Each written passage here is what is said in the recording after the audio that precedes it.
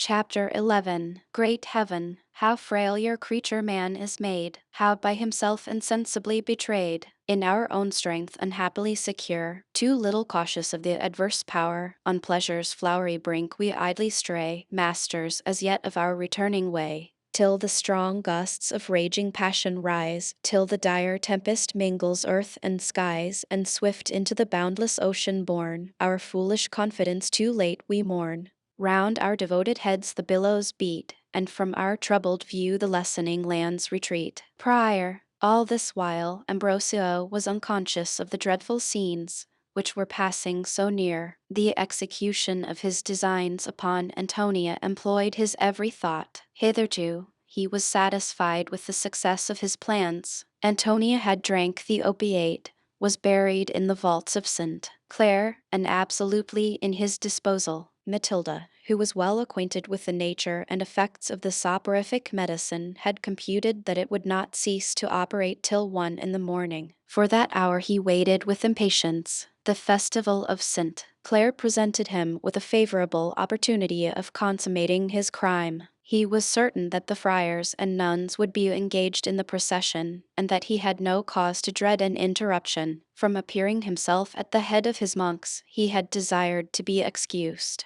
He doubted not that being beyond the reach of help, cut off from all the world, and totally in his power, Antonia would comply with his desires. The affection which she had ever expressed for him warranted this persuasion, but he resolved that should she prove obstinate, no consideration whatever should prevent him from enjoying her. Secure from a discovery, he shuddered not at the idea of employing force. If he felt any repugnance, it arose not from a principle of shame or compassion, but from his feeling for Antonia the most sincere and ardent affection, and wishing to owe her favors to no one but herself. The monks quitted the abbey at midnight. Matilda was among the choristers and led the chaunt. Ambrosio was left by himself, and at liberty to pursue his own inclinations. Convinced that no one remained behind to watch his motions or disturb his pleasures, he now hastened to the Western Isles.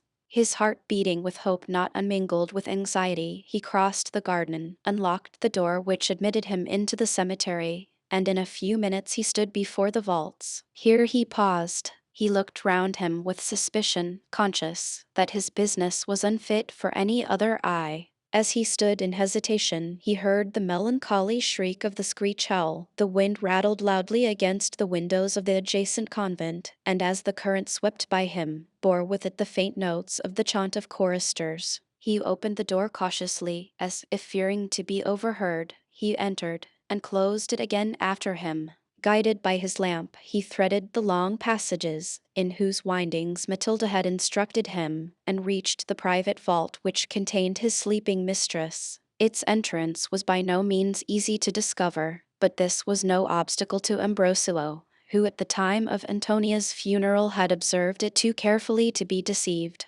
He found the door, which was unfastened, pushed it open, and descended into the dungeon. He approached the humble tomb in which Antonia reposed. He had provided himself with an iron crow and a pickaxe, but this precaution was unnecessary. The grate was slightly fastened on the outside. He raised it, and placing the lamp upon its ridge, bent silently over the tomb. By the side of 3 putrid half-corrupted bodies lay the sleeping beauty. A lively red, the foreigner of returning animation, had already spread itself over her cheek, and as wrapped in her shroud she reclined upon her funeral bier, she seemed to smile at the images of death around her, while he gazed upon their rotting bones and disgusting figures, who perhaps were once as sweet and lovely. Ambrosio thought upon Elvira, by him reduced to the same state. As the memory of that horrid act glanced upon his mind, it was clouded with a gloomy horror. Yet it served but to strengthen his resolution to destroy Antonia's honor. "For your sake, fatal beauty," murmured the monk, while gazing on his devoted prey, "for your sake have I committed this murder, and sold myself to eternal tortures. Now you are in my power. The produce of my guilt will at least be mine. Hope not that your prayers breathed in tones of unequaled melody, your bright eyes filled with tears, and your hands lifted in supplication, as when seeking in penitence the Virgin's pardon. Hope not that your moving innocence, your beauteous grief, or all your suppliant arts shall ransom you from my embraces. Before the break of day, mine you must, and mine you shall be. He lifted her still motionless from the tomb. He seated himself upon a bank of stone, and supporting her in his arms, watched impatiently for the symptoms of returning animation. Scarcely could he command his passion sufficiently to restrain himself from enjoying her, while yet insensible. His natural lust was increased in ardor by the difficulties which had opposed his satisfying it, as also by his long abstinence from woman, since from the moment of resigning her claim to his love, Matilda had exiled him from her arms forever. I am no prostitute,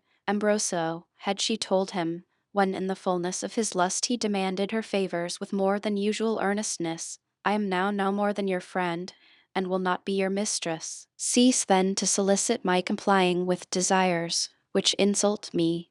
While your heart was mine, I gloried in your embraces. Those happy times are past. My person is become indifferent to you, and it is necessity, not love, which makes you seek my enjoyment. I cannot yield to a request so humiliating to my pride. Suddenly deprived of pleasures, the use of which had made them an absolute want, the monk felt this restraint severely. Naturally addicted to the gratification of the senses, in the full vigor of manhood and heat of blood, he had suffered his temperament to acquire such ascendancy that his lust was become madness. Of his fondness for Antonia, none but the grosser particles remained. He longed for the possession of her person, and evening the gloom of the vault, the surrounding silence, and the resistance which he expected from her, seemed to give a fresh edge to his fierce and unbridled desires. Gradually he felt the bosom, which rested against his, glow with returning warmth. Her heart throbbed again, her blood flowed swifter,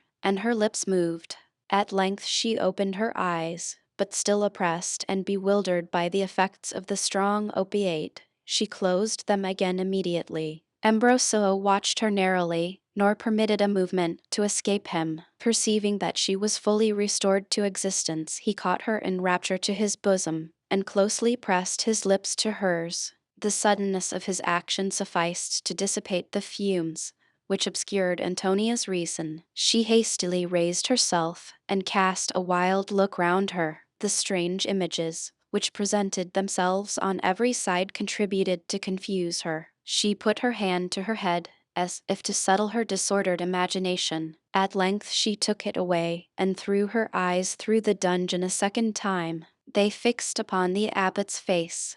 "Where am I?" she said abruptly. "How came I here? Where is my mother? Methought I saw her. Oh, a dream, a dreadful, dreadful dream told me, but where am I? Let me go. I cannot stay here." She'd attempted to rise, but the monk prevented her. "Be calm, lovely Antonia," he replied. "No danger is near you. Confide in my protection. Why do you gaze on me so earnestly? Do you not know me? Not know your friend? Ambrosio, Ambrosio, my friend? Oh, yes, yes, I remember, but why am I here? Who has brought me? Why are you with me? Oh, Flora bade me beware, here are nothing but graves, and tombs, and skeletons. This place frightens me. Good Ambrosio, take me away from it, for it recalls my fearful dream. Methought I was dead, and laid in my grave. Good Ambrosio, take me from therefore. Will you not?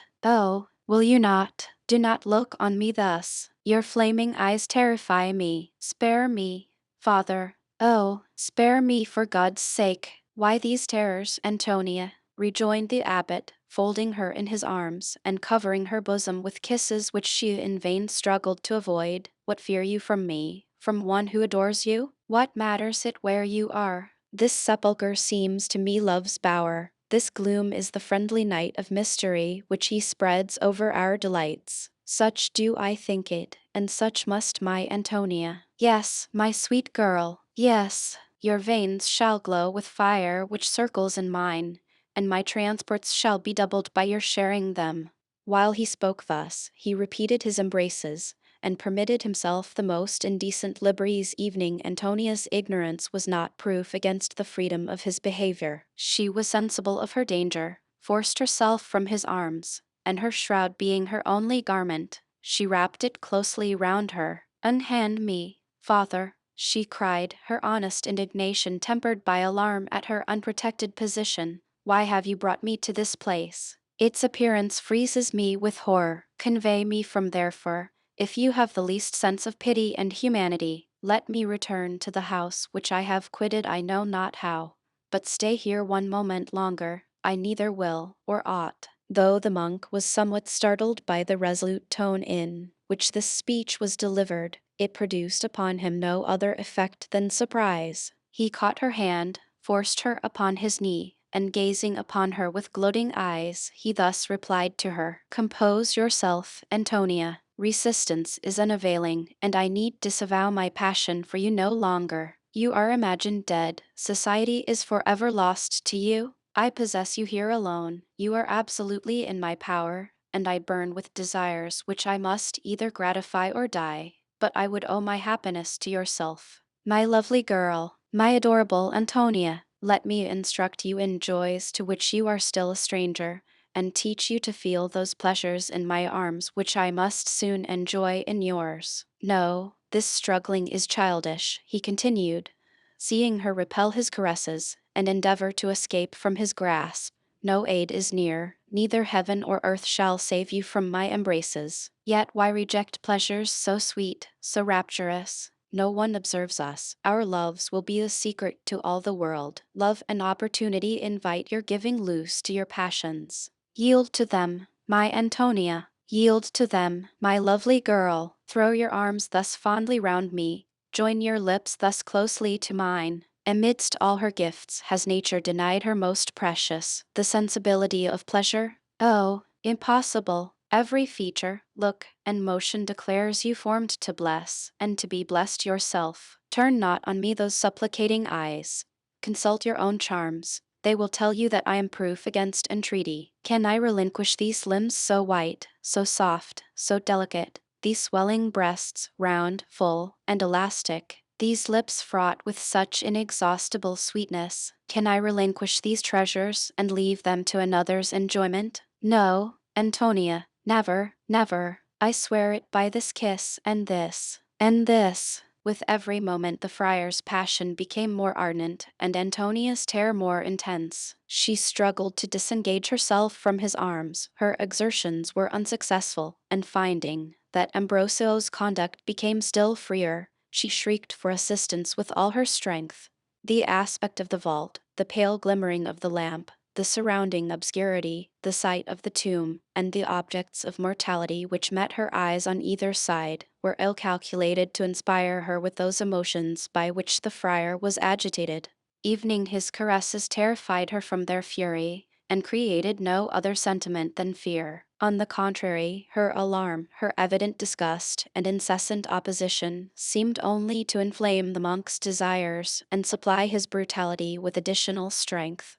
Antonia's shrieks were unheard, yet she continued them, nor abandoned her endeavors to escape, till exhausted and out of breath she sank from his arms upon her knees, and once more had recourse to prayers and supplications. This attempt had no better success than the former. On the contrary, taking advantage of her situation, the ravisher threw himself by her side. He clasped her to his bosom almost lifeless with terror, and faint with struggling. He stifled her cries with kisses, treated her with the rudeness of an unprincipled barbarian, proceeded from freedom to freedom, and in the violence of his lustful delirium, wounded and bruised her tender limbs. Heedless of her tears, cries, and entreaties, he gradually made himself master of her person, and desisted not from his prey, till he had accomplished his crime and the dishonor of Antonia. Scarcely had he succeeded in his design than he shuddered at himself, and the means by which it was effected. The very excess of his former eagerness to possess Antonia now contributed to inspire him with disgust,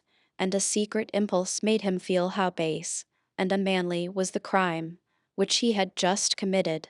He started hastily from her arms. She, who so lately had been the object of his adoration, now raised no other sentiment in his heart than aversion and rage. He turned away from her, or, if his eyes rested upon her figure involuntarily, it was only to dart upon her looks of hate. The unfortunate had fainted before the completion of her disgrace. She only recovered life to be sensible of her misfortune. She remained stretched upon the earth in silent despair. The tears chased each other slowly down her cheeks, and her bosom heaved with frequent sobs. Oppressed with grief, she continued for some time in this state of torpidity. At length she rose with difficulty, and dragging her feeble steps towards the door, prepared to quit the dungeon. The sound of her footsteps roused the monk from his sullen apathy. Starting from the tomb against which he reclined, while his eyes wandered over the images of corruption contained in it, he pursued the victim of his brutality, and soon overtook her. He seized her by the arm, and violently forced her back into the dungeon. "Where go you?" he cried in a stern voice. "Return this instant." Antonia trembled at the fury of his countenance. "What, would you more?" she said with timidity. "Is not my ruin completed? Am I not undone forever? Is not your cruelty contented, or have I yet more to suffer? Let me depart. Let me return to my home, and weep unrestrained my shame and my affliction." "Return to your home?" repeated the monk, with bitter and contemptuous mockery. Then suddenly his eyes flaming with passion. "What? That you may denounce me to the world? That you may proclaim me an hypocrite, a ravisher, a betrayer, a monster of cruelty, lust, and ingratitude? No, no, no. I know well the whole weight of my offenses, well that your complaints would be too just, and my crimes too notorious. You shall not from there for to tell Madrid that I am a villain, that my conscience is loaded with sins which make me despair of heaven's pardon. Wretched girl, you must stay here with me, here amidst these lonely tombs, these images of death, these rotting loathsome corrupted bodies. Here shall you stay, and witness my sufferings, witness what it is to die in the horrors of despondency, and breathe the last groan in blasphemy and curses. And who am I to thank for this? What seduced me into crimes, whose bare remembrance makes me shudder? Fatal witch, was it not your beauty? Have you not plunged my soul into infamy? Have you not made me a perjured hypocrite, a ravisher, an assassin? No, at this moment, does not that angel look bid me despair of God's forgiveness? Oh, when I stand before his judgment throne, that look will suffice to damn me. You will tell my judge that you were happy till I saw you, that you were innocent till I polluted you. You will come with those tearful eyes, those cheeks pale and ghastly, those hands lifted in supplication, as when you sought from me that mercy which I gave not. Then will my perdition be certain. Then will come your mother's ghost, and hurl me down into the dwellings of fiends, and flames, and furies, and everlasting torments. And it is you who will accuse me. It is you who will cause my eternal anguish. You, wretched girl, you. As he thundered out these words, he violently grasped Antonia's arm, and spurned the earth with delirious fury. Supposing his brain to be turned, Antonia sank in terror upon her knees. She lifted up her hands, and her voice almost died away before she could give it utterance. Spare me, she murmured with difficulty. Silence, cried the friar madly, and dashed her upon the ground. He quitted her, and paced the dungeon with a wild and disordered air. His eyes rolled fearfully. Antonia trembled whenever she met their gaze. He seemed to meditate on something horrible, and she gave up all hopes of escaping from the sepulchre with life. Yet in harboring this idea, she did him injustice. Amidst the horror and disgust, too, which his soul was a prey, pity for his victim still held a place in it. The storm of passion once over, he would have given worlds had he possessed them, to have restored to her that innocence of which his unbridled lust had deprived her, of the desires which had urged him to the crime. No trace was left in his bosom. The wealth of India would not have tempted him to a second enjoyment of her person. His nature seemed to revolt at the very idea, and fain would he have wiped from his memory the scene which had just passed. As his gloomy rage abated, in proportion did his compassion augment for Antonia. He stopped, and would have spoken to her words of comfort, but he knew not from where to draw them, and remained gazing upon her with mournful wildness. Her situation seemed so hopeless, so woe-begone, as to baffle mortal power to relieve her. What could he do for her? Her peace of mind was lost, her honor irreparably ruined. She was cut off forever from society, nor dared he give her back to it. He was conscious that were she to appear in the world again, his guilt would be revealed, and his punishment inevitable. To one so laden with crimes, death came armed with double terrors. Yet should he restore Antonia to light, and stand the chance of her betraying him, how miserable a prospect would present itself before her. She could never hope to be creditably established. She would be marked with infamy and condemned to sorrow and solitude for the remainder of her existence. What was the alternative?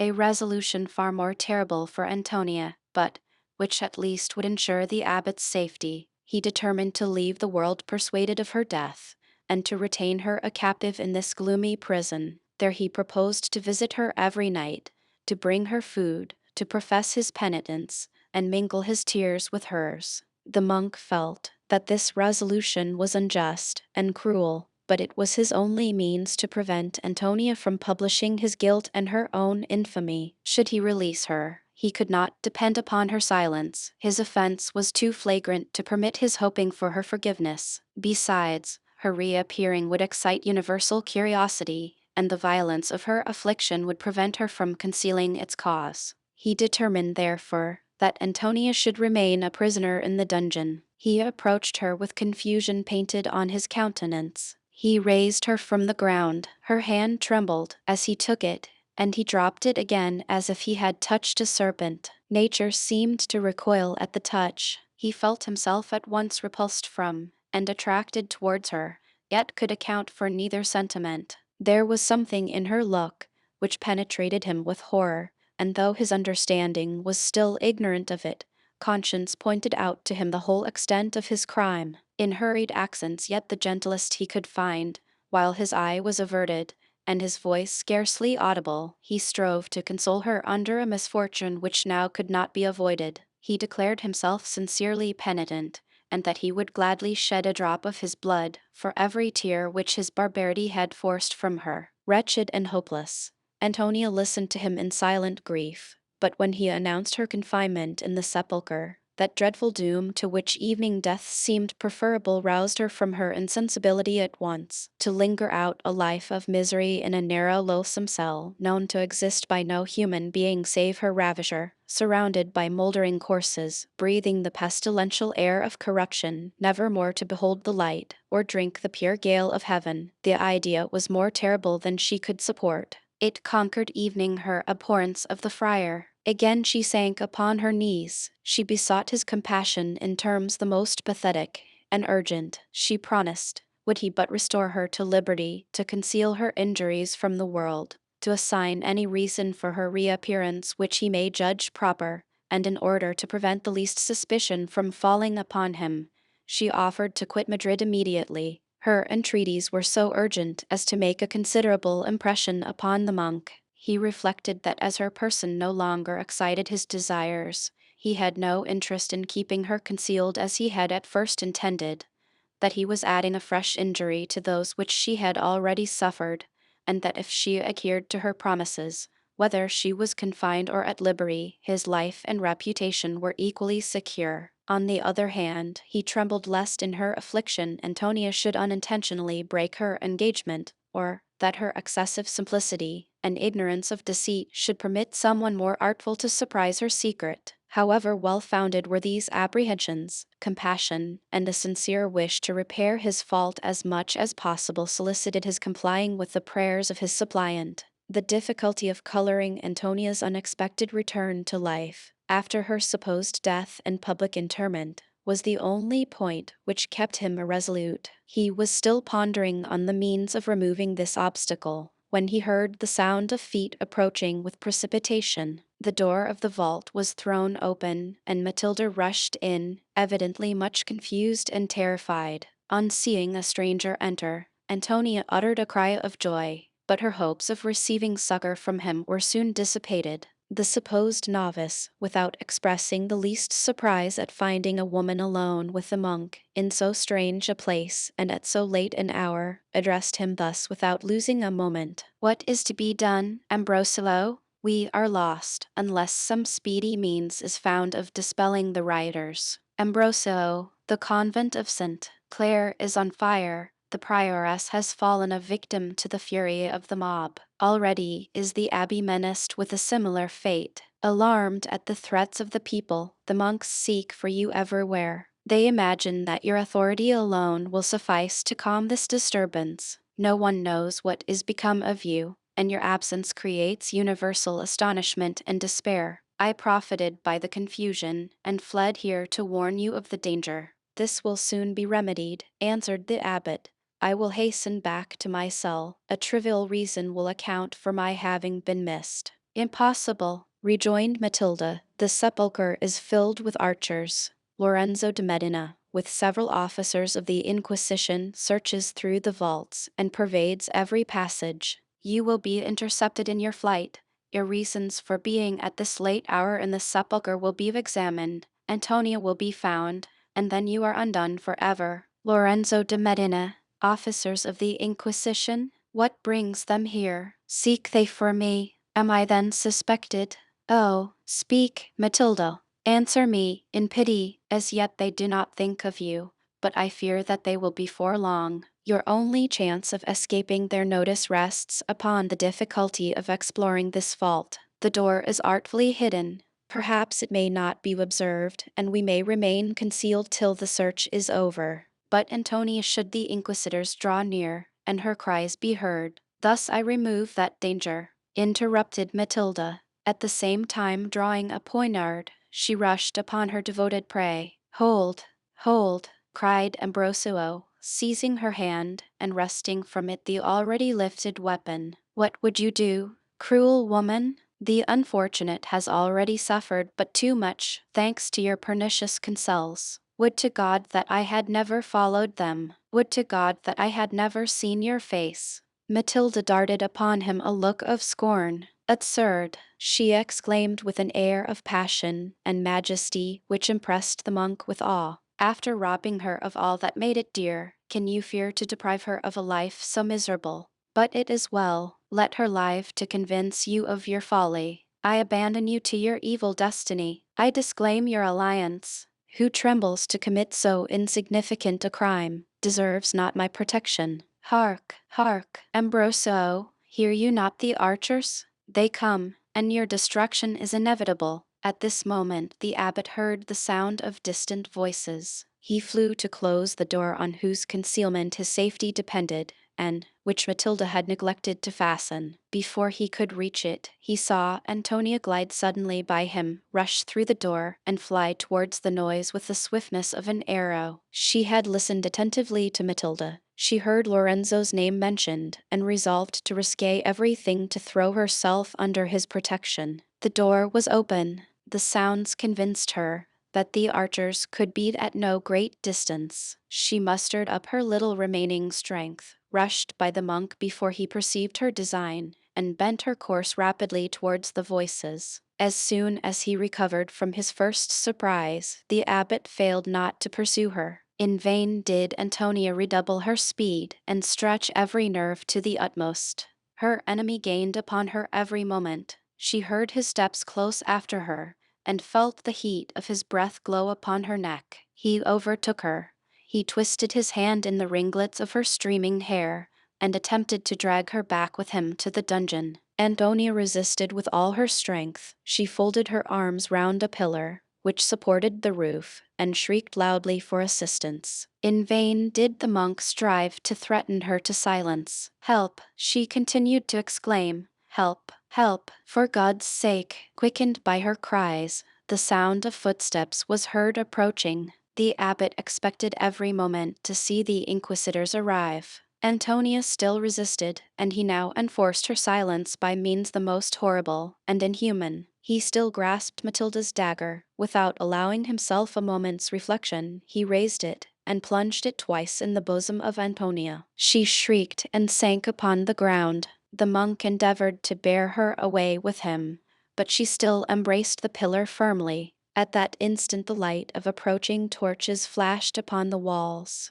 Dreading a discovery, Ambrosio was compelled to abandon his victim, and hastily fled back to the vault, where he had left Matilda. He fled not unobserved. Don Ramirez, happening to arrive the first, perceived a female bleeding upon the ground and a man flying from the spot, whose confusion betrayed him for the murderer. He instantly pursued the fugitive with some part of the archers, while the others remained with Lorenzo to protect the wounded stranger. They raised her and supported her in their arms. She had fainted from excessive pain, but soon gave signs of returning life. She opened her eyes, and on lifting up her head, the quantity of fair hair fell back which till then had obscured her features. God Almighty, it is Antonia! Such was Lorenzo's exclamation, while he snatched her from the attendant's arms and clasped her in his own. Though aimed by an uncertain hand, the poignard had answered but too well the purpose of its employer.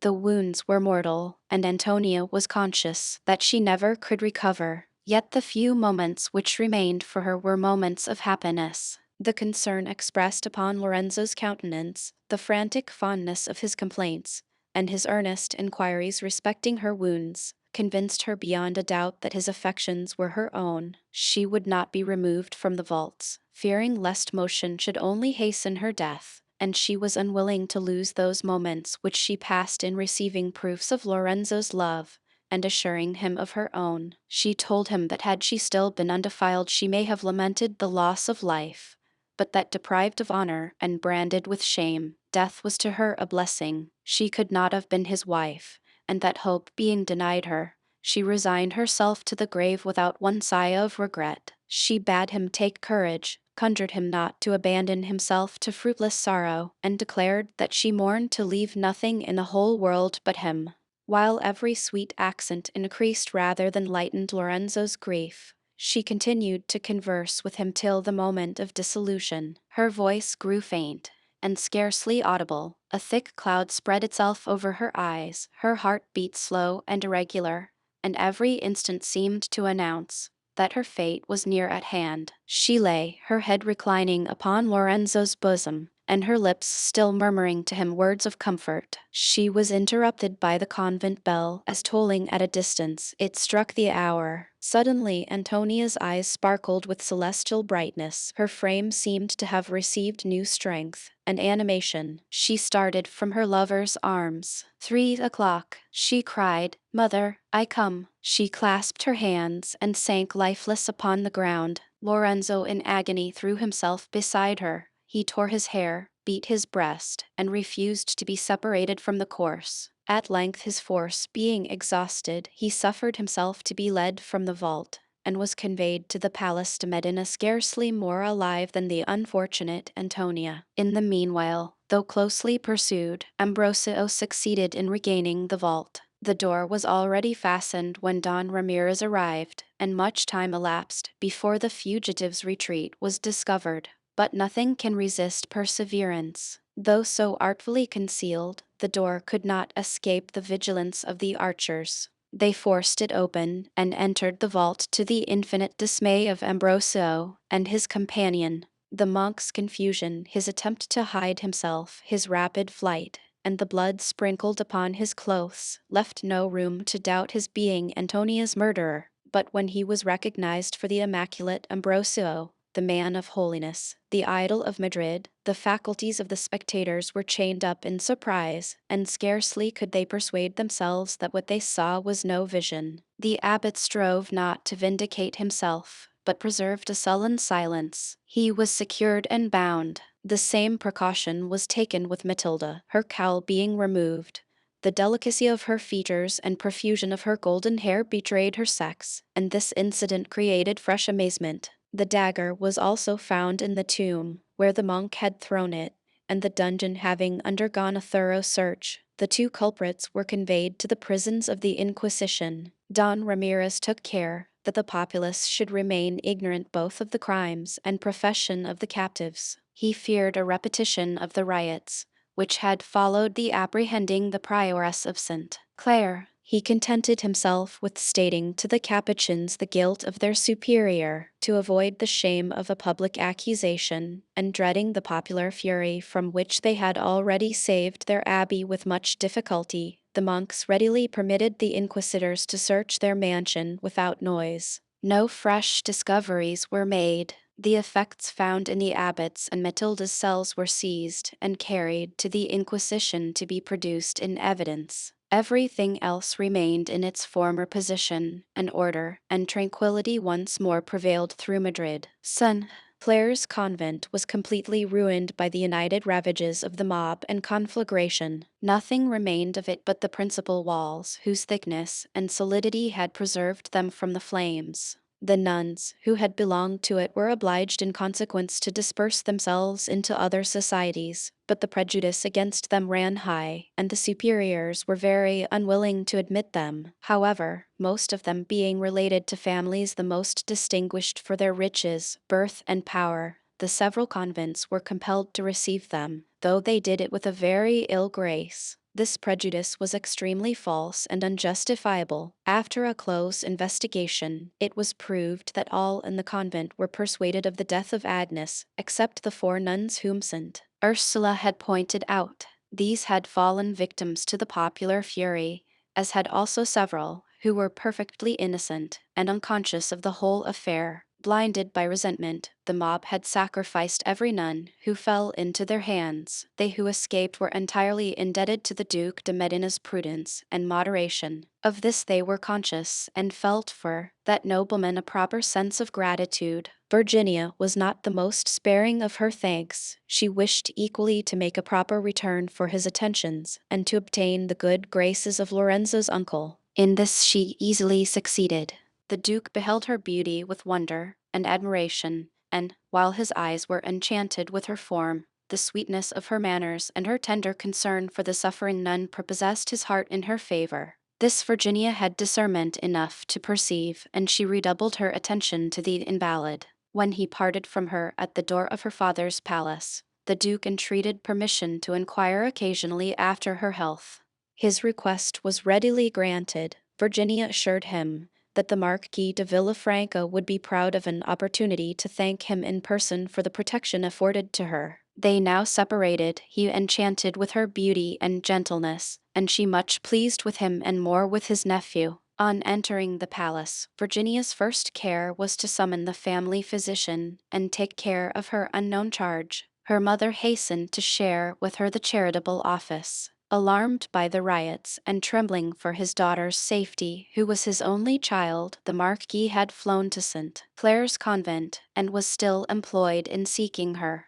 Messengers were now dispatched on all sides to inform him that he would find her safe at his hotel and desire him to hasten there immediately. His absence gave Virginia liberty to bestow her whole attention upon her patient, and, though much disordered herself by the adventures of the night, no persuasion could induce her to quit the bedside of the sufferer. Her constitution being much enfeebled by want and sorrow, it was some time before the stranger was restored to her senses. She found great difficulty in swallowing the medicines prescribed to her, but this obstacle being removed, she easily conquered her disease, which proceeded from nothing but weakness. The attention which was paid her, the wholesome food to which she had been long a stranger, and her joy at being restored to liberty, to society, and, as she dared to hope, to love, all this combined to her speedy re-establishment. From the first moment of knowing her melancholy situation, her sufferings almost unparalleled had engaged the affections of her amiable hostess. Virginia felt for her the most lively interest,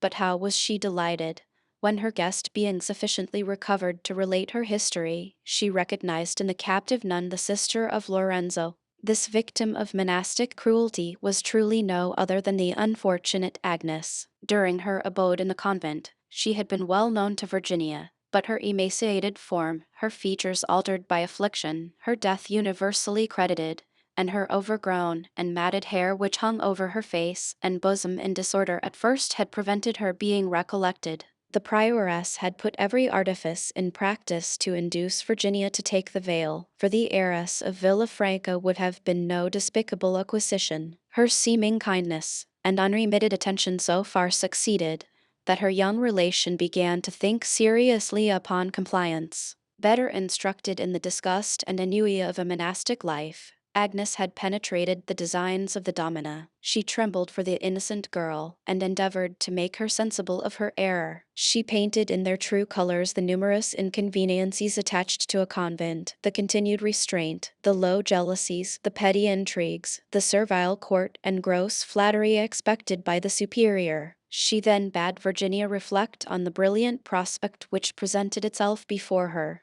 The idol of her parents, the admiration of Madrid, endowed by nature and education with every perfection of person and mind, she may look forward to an establishment the most fortunate. Her riches furnished her with the means of exercising in their fullest extent charity and benevolence, those virtues so dear to her, and her stay in the world would enable her discovering objects worthy her protection, which could not be done in the seclusion of a convent. Her persuasions induced Virginia to lay aside all thoughts of the veil, but another argument, not used by Agnes, had more weight with her than all the others put together. She had seen Lorenzo when he visited his sister at the grate. His person pleased her, and her conversations with Agnes generally used to terminate in some question about her brother. She, who doted upon Lorenzo, wished for no better than an opportunity to trumpet out his praise. She spoke of him in terms of rapture, and to convince her auditor how just were his sentiments, how cultivated his mind,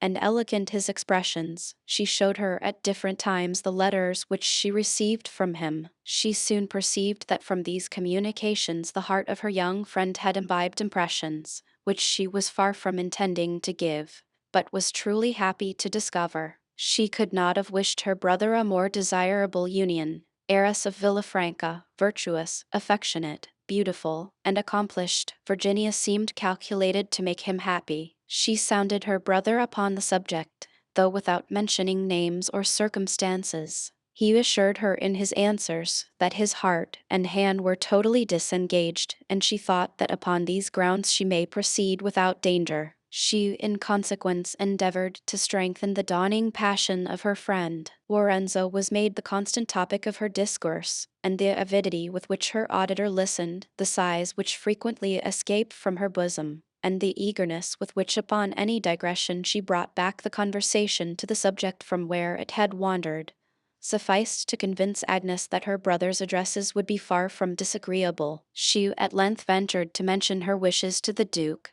Though a stranger to the lady herself, he knew enough of her situation to think her worthy his nephew's hand. It was agreed between him and his niece that she should insinuate the idea to Lorenzo, and she only waited his return to Madrid to propose her friend to him as his bride. The unfortunate events, which took place in the interim, prevented her from executing her design. Virginia wept her loss sincerely, both as a companion and as the only person to whom she could speak of Lorenzo. Her passion continued to prey upon her heart in secret, and she had almost determined to confess her sentiments to her mother, when accident once more threw their object in her way. The sight of him so near her, his politeness, his compassion, his intrepidity had combined to give new ardor to her affection. When she now found her friend and advocate restored to her, she looked upon her as a gift from heaven. She ventured to cherish the hope of being united to Lorenzo, and resolved to use with him his sister's influence. Supposing that before her death Agnes may possibly have made the proposal, the Duke had placed all his nephew's hints of marriage to Virginia's account. Consequently, he gave them the most favorable reception. On returning to his hotel, the relation given him of Antonia's death and Lorenzo's behavior on the occasion made evident his mistake. He lamented the circumstances, but the unhappy girl being effectually out of the way, he trusted that his designs would yet be executed. It is true that Lorenzo's situation just then ill suited him for a bridegroom. His hopes disappointed at the moment when he expected to realize them, and the dreadful and sudden death of his mistress had affected him very severely. The Duke found him upon the bed of sickness. His attendants expressed serious apprehensions for his life, but the uncle entertained not the same fears. He was of opinion, and not unwisely, that men have died, and worms have eat them, but not for love. He therefore flattered himself that however deep may be the impression made upon his nephew's heart, time and Virginia would be able to efface it. He now hastened to the afflicted youth, and endeavored to console him. He sympathized in his distress, but encouraged him to resist the encroachments of despair. He allowed that he could not but feel shocked at an event so terrible, nor could he blame his sensibility, but he besought him not to torment himself with vain regrets, and rather to struggle with affliction, and preserve his life, if not for his own sake, at least for the sake of those who were fondly attached to him.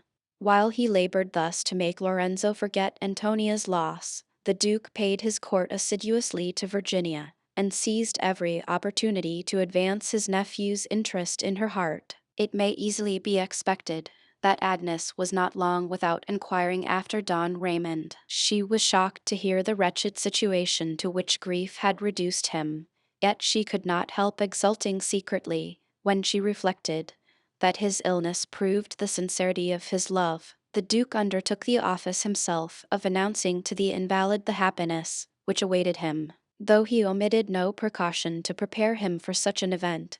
At this sudden change from despair to happiness, Raymond's transports were so violent as nearly to have proved fatal to him. These once past, the tranquillity of his mind, the assurance of felicity, and above all the presence of Agnes, who was no sooner re-established by the care of Virginia and the Marchioness than she hastened to attend her lover, soon enabled him to overcome the effects of his late dreadful malady. The calm of his soul communicated itself to his body, and he recovered with such rapidity as to create universal surprise. No, so Lorenzo. Antonia's death, accompanied with such terrible circumstances, weighed upon his mind heavily. He was worn down to a shadow. Nothing could give him pleasure. He was persuaded with difficulty to swallow nourishment sufficient for the support of life, and a consumption was apprehended. The society of Agnes formed his only comfort. Though accident had never permitted their being much together, he entertained for her a sincere friendship and attachment. Perceiving how necessary she was to him, she seldom quitted his chamber. She listened to his complaints with unwearied attention, and soothed him by the gentleness of her manners, and by sympathizing with his distress. She still inhabited the Palace de Villafranca, the possessors of which treated her with marked affection. The Duke had intimated to the Marquis his wishes respecting Virginia. The match was unexceptionable. Lorenzo was heir to his uncle's immense property, and was distinguished in Madrid for his agreeable person, extensive knowledge, and propriety of conduct. Add to this, that the Marchioness had discovered how strong was her daughter's prepossession in his favor. In consequence, the Duke's proposal was accepted without hesitation. Every precaution was taken to induce Lorenzo's seeing the lady with those sentiments which she so well merited to excite. In her visits to her brother, Agnes was frequently accompanied by the Marchioness, and as soon as he was able to move into his antechamber, Virginia, under her mother's protection, was sometimes permitted to express her wishes for his recovery. This she did with such delicacy, the manner in which she mentioned Antonia was so tender and soothing, and when she lamented her rival's melancholy fate, her bright eyes shone so beautiful through her tears,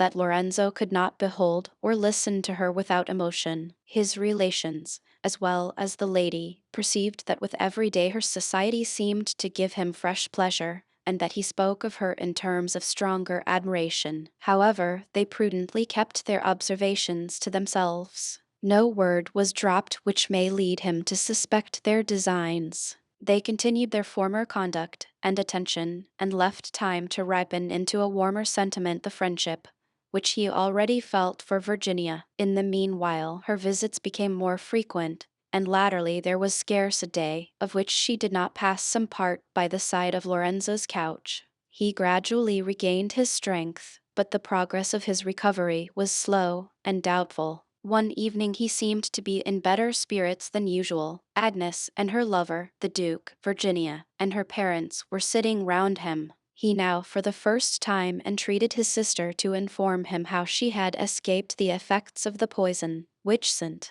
Ursula had seen her swallow. Fearful of recalling those scenes to his mind in which Antonia had perished, she had hitherto concealed from him the history of her sufferings. As he now started the subject himself, and thinking that perhaps the narrative of her sorrows may draw him from the contemplation of those on which he dwelt too constantly, she immediately complied with his request. The rest of the company had already heard her story, but the interest which all present felt for its heroine made them anxious to hear it repeated. The whole society seconding Lorenzo's entreaties, Agnes obeyed. She first recounted the discovery which had taken place in the abbey chapel, the domina's resentment, and the midnight scene of which St. Ursula had been a concealed witness. Though the nun had already described this latter event, Agnes now related it more circumstantially and at large, after which she proceeded in her narrative as follows. Conclusion of the history of Agnes de Medina. My supposed death was attended with the greatest agonies. Those moments which I believed my last were embittered by the domina's assurances that I could not escape perdition, and as my eyes closed, I heard her rage exhale itself in curses on my offense. The horror of this situation, of a deathbed from which hope was banished, of a sleep from which I was only to wake to find myself the prey of flames and furies, was more dreadful than I can describe. When animation revived in me, my soul was still impressed with these terrible ideas. I looked round with fear, expecting to behold the ministers of divine vengeance. For the first hour, my senses were so bewildered and my brain so dizzy that I strove in vain to arrange the strange images which floated in wild confusion before me. If I endeavored to raise myself from the ground, the wandering of my head deceived me. Everything around me seemed to rock, and I sank once more upon the earth. My weak and dazzled eyes were unable to bear a nearer approach to a gleam of light, which I saw trembling above me. I was compelled to close them again and remain motionless in the same posture. A full hour elapsed before I was sufficiently myself to examine the surrounding objects. When I did examine them, what terror filled my bosom! I found myself extended upon a sort of wicker couch. It had 6 handles to it, which doubtless had served the nuns to convey me to my grave. I was covered with a linen cloth. Several faded flowers were strewn over me. On one side lay a small wooden crucifix, on the other, a rosary of large beads. 4 low narrow walls confined me. The top was also covered, and in it was practiced a small grated door. Through this was admitted the little air which circulated in this miserable place. A faint glimmering of light, which streamed through the bars, permitted me to distinguish the surrounding horrors. I was oppressed by a noisome suffocating smell, and perceiving that the grated door was unfastened, I thought that I may possibly effect my escape. As I raised myself with this design, my hand rested upon something soft. I grasped it and advanced it towards the light. Almighty God! What was my disgust, my consternation! In spite of its putridity, and the worms which preyed upon it, I perceived a corrupted human head, and recognized the features of a nun who had died some months before. I threw it from me, and sank almost lifeless upon my bier. When my strength returned, this circumstance, and the consciousness of being surrounded by the loathsome and mouldering bodies of my companions, increased my desire to escape from my fearful prison. I again moved towards the light. The grated door was within my reach. I lifted it without difficulty. Probably it had been left unclosed to facilitate my quitting the dungeon. Aiding myself by the irregularity of the walls, some of whose stones projected beyond the rest, I contrived to ascend them and drag myself out of my prison. I now found myself in a vault tolerably spacious. Several tombs, similar in appearance to that from where I had just escaped, were ranged along the sides in order, and seemed to be considerably sunk within the earth. A sepulchral lamp was suspended from the roof by an iron chain, and shed a gloomy light through the dungeon. Emblems of death were seen on every side. Skulls, shoulder blades, thigh bones, and other leavings of mortality were scattered upon the dewy ground. Each tomb was ornamented with a large crucifix, and in one corner stood a wooden statue of St. Clare. To these objects I at first paid no attention. A door, the only outlet from the vault, had attracted my eyes. I hastened towards it, having wrapped my winding sheet closely round me. I pushed against the door, and to my inexpressible terror found that it was fastened on the outside. I guessed immediately that the prioress, mistaking the nature of the liquor which she had compelled me to drink, instead of poison had administered a strong opiate. From this I concluded that being to all appearance dead I had received the rites of burial, and that deprived of the power of making my existence known, it would be my fate to expire of hunger. This idea penetrated me with horror, not merely for my own sake, but that of the innocent creature who still lived within my bosom. I again endeavored to open the door, but it resisted all my efforts. I stretched my voice to the extent of its compass, and shrieked for aid. I was remote from the hearing of every one. No friendly voice replied to mine. A profound and melancholy silence prevailed through the vault, and I despaired of liberty. My long abstinence from food now began to torment me. The tortures which hunger inflicted on me were the most painful and insupportable, yet they seemed to increase with every hour which passed over my head. Sometimes I threw myself upon the ground and rolled upon it wild and desperate. Sometimes, starting up, I returned to the door, again strove to force it open, and repeated my fruitless cries for succor. Often was I on the point of striking my temple against the sharp corner of some monument, dashing out my brains, and thus terminating my woes at once. But still the remembrance of my baby vanquished my resolution. I trembled at a deed which equally endangered my child's existence and my own.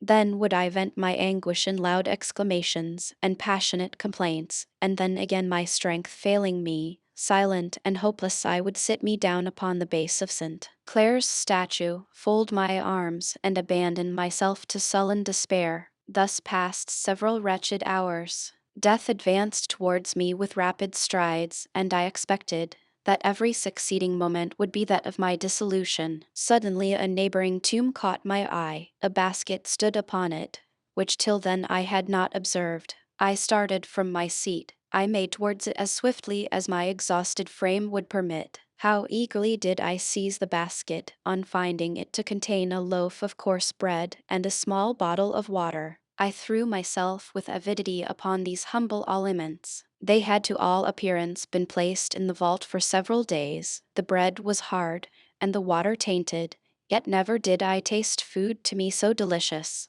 When the cravings of appetite were satisfied, I busied myself with conjectures upon this new circumstance. I debated whether the basket had been placed there with a view to my necessity. Hope answered my doubts in the affirmative.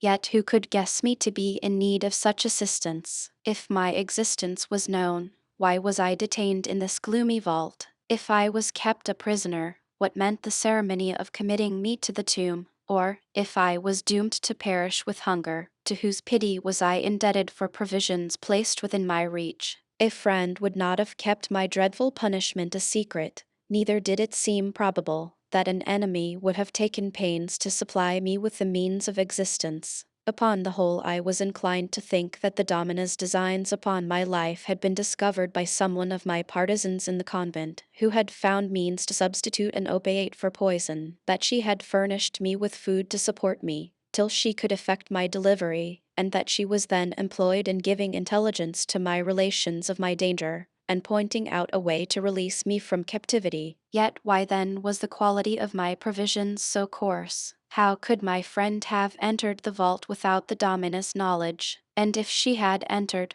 why was the door fastened so carefully? These reflections staggered me, yet still this idea was the most favorable to my hopes, and I dwelt upon it in preference. My meditations were interrupted by the sound of distant footsteps. They approached, but slowly. Rays of light now darted through the crevices of the door. Uncertain whether the persons who advanced came to relieve me, or were conducted by some other motive to the vault, I failed not to attract their notice by loud cries for help. Still the sounds drew near, the light grew stronger. At length, with inexpressible pleasure, I heard the key turning in the lock. Persuaded that my deliverance was at hand, I flew towards the door with a shriek of joy. It opened, but all my hopes of escape died away when the prioress appeared, followed by the same 4 nuns who had been witnesses of my supposed death. They bore torches in their hands and gazed upon me in fearful silence. I started back in terror.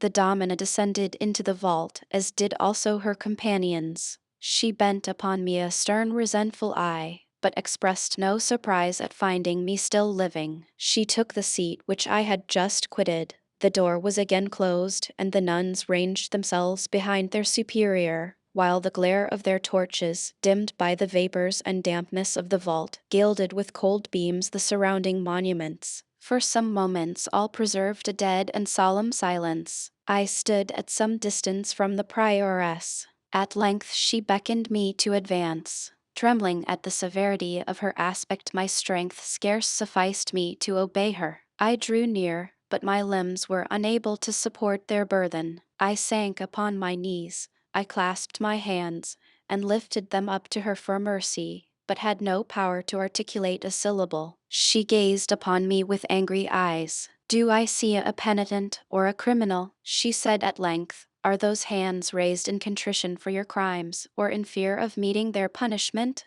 Do those tears acknowledge the justice of your doom, or only solicit mitigation of your sufferings? I fear me, it is the latter." She paused, but kept her eye still fixed upon mine. "Take courage," she continued. "I wish not for your death, but your repentance. The draught which I administered was no poison, but an opiate. My intention in deceiving you was to make you feel the agonies of a guilty conscience. Had death overtaken you suddenly while your crimes were still unrepented, you have suffered those agonies. I have brought you to be familiar with the sharpness of death, and I trust that your momentary anguish will prove to you an eternal benefit. It is not my design to destroy your immortal soul, or bid you seek the grave, burthened with the weight of sins unexpiated. No, daughter, far from it. I will purify you with wholesome chastisement, and furnish you with full leisure for contrition and remorse. Hear then my sentence. The ill-judged zeal of your friends delayed its execution, but cannot now prevent it. All Madrid believes you to be no more. Your relations are thoroughly persuaded of your death, and the nuns your partisans have assisted at your funeral. Your existence can never be suspected. I have taken such precautions as must render it an impenetrable mystery. Then abandon all thoughts of a world from which you are eternally separated, and employ the few hours which are allowed you in preparing for the next." This exordium led me to expect something terrible. I trembled and would have spoken to deprecate her wrath, but a motion of the domina commanded me to be silent. She proceeded: "Though of late years unjustly neglected, and now opposed by many of our misguided sisters, whom heaven convert, it is my intention to revive the laws of our order in their full force. That against incontinence is severe, but no more than so monstrous an offense demands. Submit to it, daughter, without resistance. You will find the benefit of patience and resignation in a better life than this. Listen then to the sentence of St. Clare. Beneath these vaults there exist prisons, intended to receive such criminals as yourself. Artfully is their entrance concealed, and she who enters them must resign all hopes of liberty. There must you now be conveyed. Food shall be supplied you, but not sufficient for the indulgence of appetite. You shall have just enough to keep together body and soul, and its quality shall be the simplest and coarsest. Weep, daughter, weep, and moisten your bread with your tears. God knows that you have ample cause for sorrow. Chained down in one of these secret dungeons, shut out from the world and light forever, with no comfort but religion, no society but repentance, thus must you groan away the remainder of your days. Such are St. Clare's orders. Submit to them without repining. Follow me." Thunderstruck at this barbarous decree, my little remaining strength abandoned me. I answered only by falling at her feet and bathing them with tears. The domina, unmoved by my affliction, rose from her seat with a stately air. She repeated her commands in an absolute tone, but my excessive faintness made me unable to obey her. Mariana and Alex raised me from the ground and carried me forwards in their arms. The prioress moved on, leaning upon Violante, and Camilla preceded her with a torch. Thus passed our sad procession along the passages in silence only broken by my sighs and groans. We stopped before the principal shrine of St. Clare. The statue was removed from its pedestal, though how I knew not. The nuns afterwards raised an iron grate till then concealed by the image, and let it fall on the other side with a loud crash. The awful sound, repeated by the vaults above and caverns below me, roused me from the despondent apathy in which I had been plunged. I looked before me. An abyss presented itself to my affrighted eyes, and a steep and narrow staircase, where my conductors were leading me. I shrieked and started back. I implored compassion, rent the air with my cries, and summoned both heaven and earth to my assistance. In vain, I was hurried down the staircase and forced into one of the cells, which lined the cavern's sides. My blood ran cold as I gazed upon this melancholy abode, the cold vapors hovering in the air, the walls green with damp, the bed of straw so forlorn and comfortless, the chain destined to bind me forever to my prison, and the reptiles of every description which, as the torches advanced towards them, I descried hurrying to their retreats, struck my heart with terrors almost too exquisite for nature to bear. Driven by despair to madness, I burst suddenly from the nuns who held me. I threw myself upon my knees before the prioress, and besought her mercy in the most passionate and frantic terms. If not on me, said I, look at least with pity on that innocent being, whose life is attached to mine. Great is my crime, but let not my child suffer for it. My baby has committed no fault. Oh, spare me for the sake of my unborn offspring, whom before it tastes life your severity dooms to destruction. The prioress drew back haughtily. She forced her habit from my grasp, as if my touch had been contagious. What? She exclaimed with an exasperated air. What? Dare you plead for the produce of your shame? Shall a creature be permitted to live, conceived in guilt so monstrous? Abandoned woman, speak for him no more. Better that the wretch should perish than live, begotten in perjury, incontinence, and pollution. It cannot fail to prove a prodigy of vice. Hear me, you guilty. Expect no mercy from me either for yourself or brat. Rather pray that death may seize you before you produce it, or if it must see the light, that its eyes may immediately be closed again forever. No aid shall be given you in your labor. Bring your offspring into the world yourself. Feed it yourself, nurse it yourself, bury it yourself. God grant that the latter may happen soon, lest you receive comfort from the fruit of your iniquity. This inhuman speech, the threats which it contained, the dreadful sufferings foretold to me by the Domina, and her prayers for my infant's death,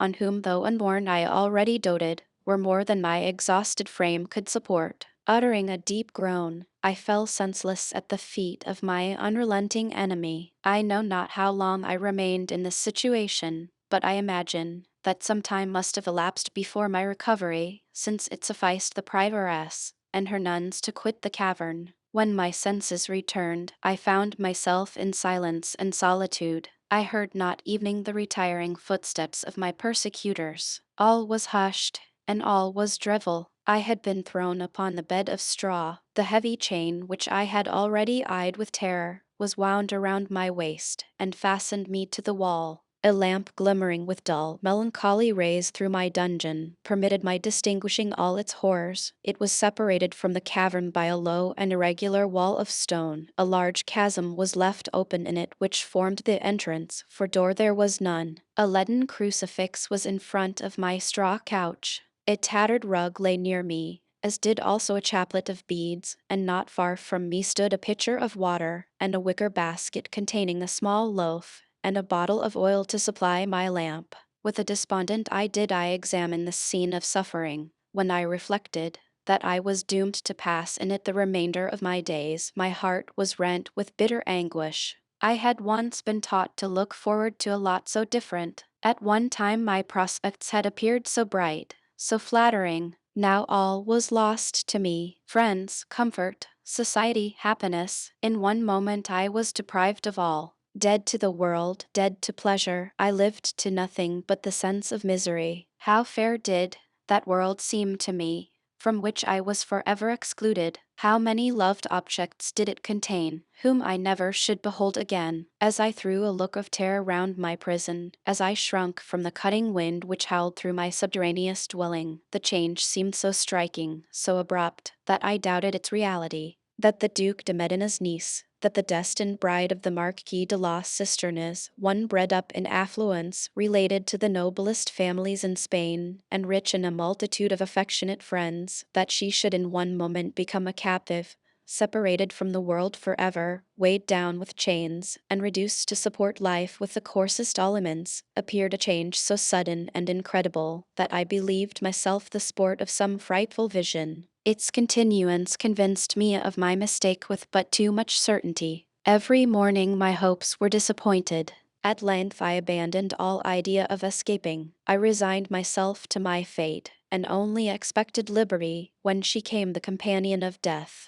My mental anguish and the dreadful scenes in which I had been an actress advanced the period of my labor. In solitude and misery, abandoned by all, unassisted by our, uncomforted by friendship, with pangs which, if witnessed, would have touched the hardest heart, was I delivered of my wretched burthen. It came alive into the world, but I knew not how to treat it, or by what means to preserve its existence. I could only bathe it with tears, warm it in my bosom, and offer up prayers for its safety. I was soon deprived of this mournful employment, the want of proper attendance, my ignorance how to nurse it, the bitter cold of the dungeon, and the unwholesome air which inflated its lungs, terminated my sweet babe's short and painful existence. It expired in a few hours after its birth, and I witnessed its death with agonies which beggar all description. But my grief was unavailing. My infant was no more, nor could all my sighs impart to its little tender frame the breath of a moment. I rent my winding sheet,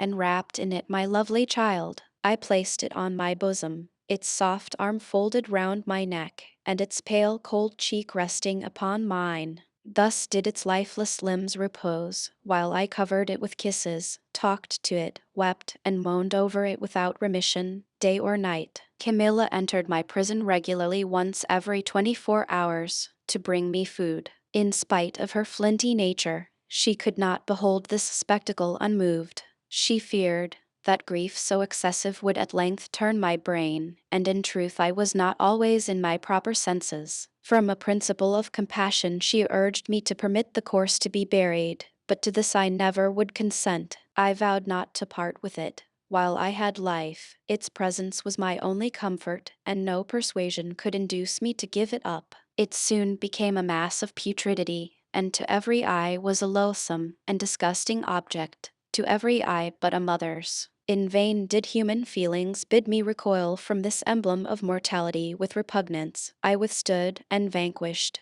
that repugnance. I persisted in holding my infant to my bosom, in lamenting it, loving it, adoring it. Hour after hour have I passed upon my sorry couch, contemplating what had once been my child. I endeavored to retrace its features through the livid corruption with which they were overspread. During my confinement this sad occupation was my only delight, and at that time worlds should not have bribed me to give it up. Evening, when released from my prison, I brought away my child in my arms. The representations of my two kind friends, here she took the hands of the Marchioness and Virginia, and pressed them alternately to her lips, at length persuaded me to resign my unhappy infant to the grave. Yet I parted from it with reluctance. However, reason at length prevailed. I suffered it to be taken from me, and it now reposes in consecrated ground. I before mentioned that regularly once a day Camilla brought me food. She sought not to embitter my sorrows with reproach. She bade me,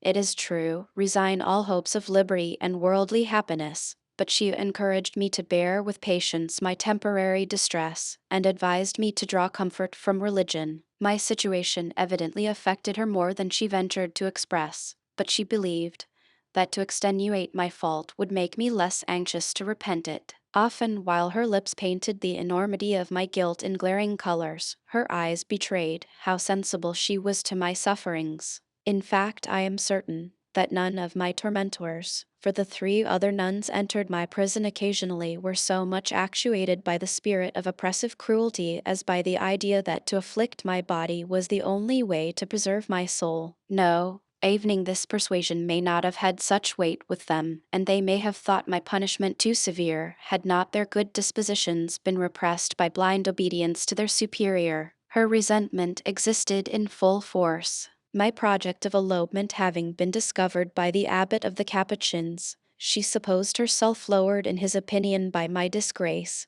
and in consequence her hate was inveterate. She told the nuns to whose custody I was committed that my fault was of the most heinous nature, that no sufferings could equal the offense, and that nothing could save me from eternal perdition but punishing my guilt with the utmost severity. The superior's word is an oracle to but too many of a convent's inhabitants. The nuns believed whatever the prioress chose to assert. Though contradicted by reason and charity, they hesitated not to admit the truth of her arguments. They followed her injunctions to the very letter, and were fully persuaded that to treat me with lenity, or to show the least pity for my woes, would be a direct means to destroy my chance for salvation. Camilla, being most employed about me, was particularly charged by the prioress to treat me with harshness. In compliance with these orders, she frequently strove to convince me how just was my punishment, and how enormous was my crime. She bade me think myself too happy in saving my soul by mortifying my body, and evening threatened me sometimes with eternal perdition. Yet, as I before observed,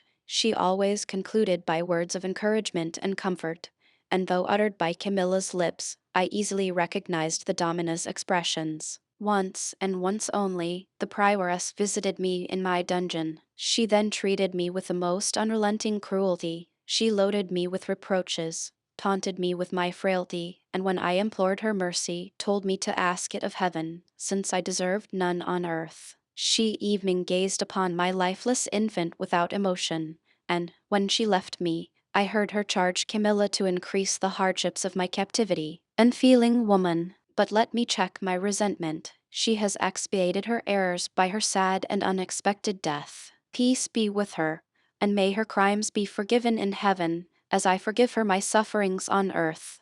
Thus did I drag on a miserable existence. Far from growing familiar with my prison, I beheld it every moment with new horror. The cold seemed more piercing and bitter, the air more thick and pestilential. My frame became weak, feverish, and emaciated. I was unable to rise from the bed of straw and exercise my limbs in the narrow limits to which the length of my chain permitted me to move. Though exhausted, faint, and weary, I trembled to profit by the approach of sleep.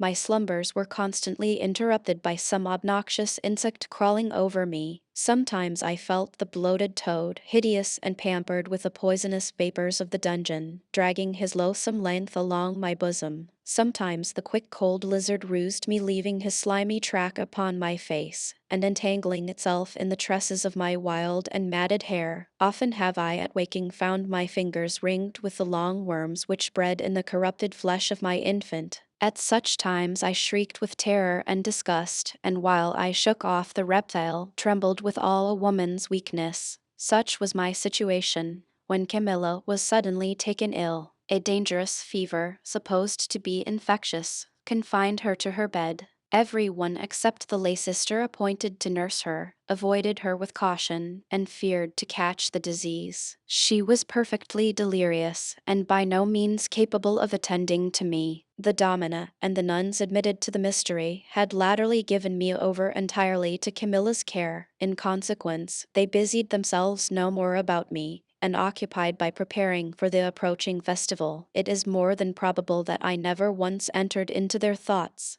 Of the reason of Camilla's negligence, I have been informed since my release by the mother Saint Ursula. At that time I was very far from suspecting its cause. On the contrary, I waited for my jailer's appearance at first with impatience, and afterwards with despair. One day passed away, another followed it, the third arrived. Still no Camilla, still no food. I knew the lapse of time by the wasting of my lamp to supply, which fortunately a week's supply of oil had been left me. I supposed either that the nuns had forgotten me, or that the domina had ordered them to let me perish. The latter idea seemed the most probable, yet so natural is the love of life, that I trembled to find it true. Though embittered by every species of misery, my existence was still dear to me, and I dreaded to lose it. Every succeeding minute proved to me that I must abandon all hopes of relief. I was become an absolute skeleton. My eyes already failed me, and my limbs were beginning to stiffen. I could only express my anguish and the pangs of that hunger which gnawed my heartstrings by frequent groans, whose melancholy sound the vaulted roof of the dungeon re-echoed. I resigned myself to my fate. I already expected the moment of dissolution, when my guardian angel, when my beloved brother arrived in time to save me. My sight, grown dim and feeble, at first refused to recognize him, and, when I did distinguish his features, the sudden burst of rapture was too much for me to bear. I was overpowered by the swell of joy at once more beholding the friend, and that a friend so dear to me. Nature could not support my emotions, and took her refuge in insensibility. You already know what are my obligations to the family of Villafranca, but what you cannot know is the extent of my gratitude, boundless as the excellence of my benefactors. Lorenzo, Raymond, names so dear to me, teach me to bear with fortitude this sudden transition from misery to bliss. So lately a captive, oppressed with chains, perishing with hunger, suffering every inconvenience of cold and want, hidden from the light, excluded from society, hopeless, neglected, and as I feared, forgotten, now restored to life and liberty, enjoying all the comforts of affluence and ease, surrounded by those who are most loved by me, and on the point of becoming his bride who has long been wedded to my heart, my happiness is so exquisite, so perfect, that scarcely can my brain sustain the weight. One only wish remains ungratified. It is to see my brother in his former health, and to know that Antonia's memory is buried in her grave. Granted this prayer, I have nothing more to desire. I trust that my past sufferings have purchased from heaven the pardon of my momentary weakness. That I have offended greatly and grievously, I am fully conscious, but let not my husband, because he once conquered my virtue, doubt the propriety of my future conduct. I have been frail and full of error, but I yielded not to the warmth of constitution. Raymond, affection for you betrayed me. I was too confident of my strength, but I depended no less on your honor than my own. I had vowed never to see you more, had it not been for the consequences of that unguarded moment. My resolution had been kept. Fate willed it otherwise, and I cannot but rejoice at its decree. Still my conduct has been highly blamable, and while I attempt to justify myself, I blush at recollecting my imprudence. Let me then dismiss the ungrateful subject,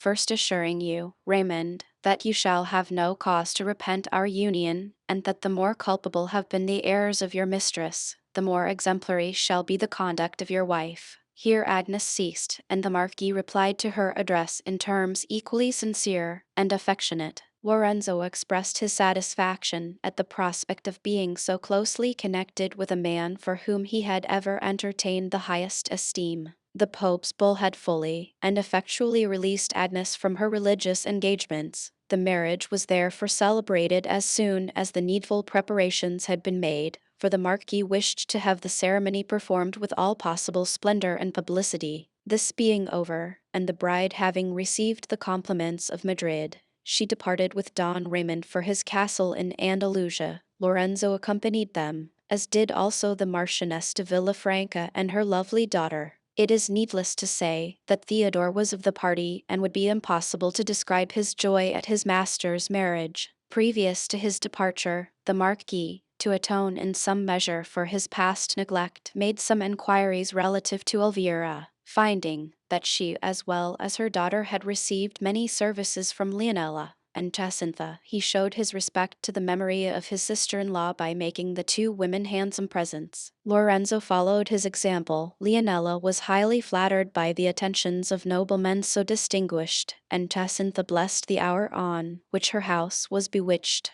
On her side, Agnes failed not to reward her convent friends. The worthy Mother Saint Ursula, to whom she owed her liberty, was named at her request superintendent of the Ladies of Charity. This was one of the best and most opulent societies throughout Spain. Bertha and Cornelia, not choosing to quit their friend, were appointed to principal charges in the same establishment. As to the nuns who had aided the Domina in persecuting Agnes, Camilla, being confined by illness to her bed, had perished in the flames which consumed St. Clare's convent. Mariana, Alex, and Violante, as well as two more, had fallen victims to the popular rage.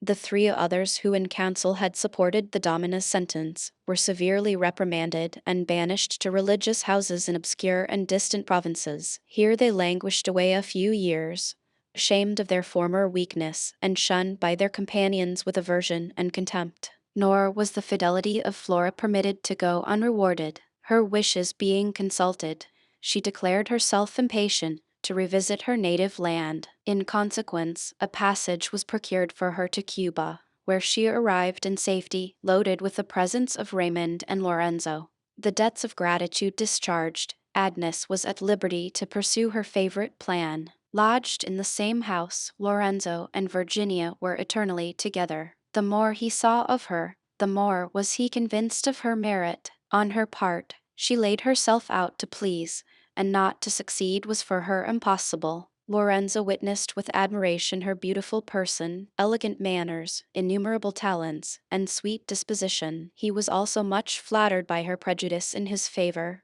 which she had not sufficient art to conceal. However, his sentiments partook not of that ardent character which had marked his affection for Antonia. The image of that lovely and unfortunate girl still lived in his heart and baffled all Virginia's efforts to displace it. Still, when the Duke proposed to him the match, which he wished too earnestly to take place, his nephew did not reject the offer. The urgent supplications of his friends and the lady's merit conquered his repugnance to entering into new engagements. He proposed himself to the Marquis de Villafranca, and was accepted with joy and gratitude. Virginia became his wife, nor did she ever give him cause to repent his choice. His esteem increased for her daily. Her unremitted endeavors to please him could not but succeed. His affection assumed stronger and warmer colors. Antonia's image was gradually effaced from his bosom, and Virginia became sole mistress of that heart, which she well deserved to possess without a partner. The remaining years of Raymond and Agnes, of Lorenzo and Virginia, were happy as can be those allotted to mortals, born to be the prey of grief and sport of disappointment. The exquisite sorrows with which they had been afflicted made them think lightly of every succeeding woe. They had felt the sharpest darts in misfortune's quiver, those which remained appeared blunt in comparison. Chapter 12. He was a fell despiteful fiend.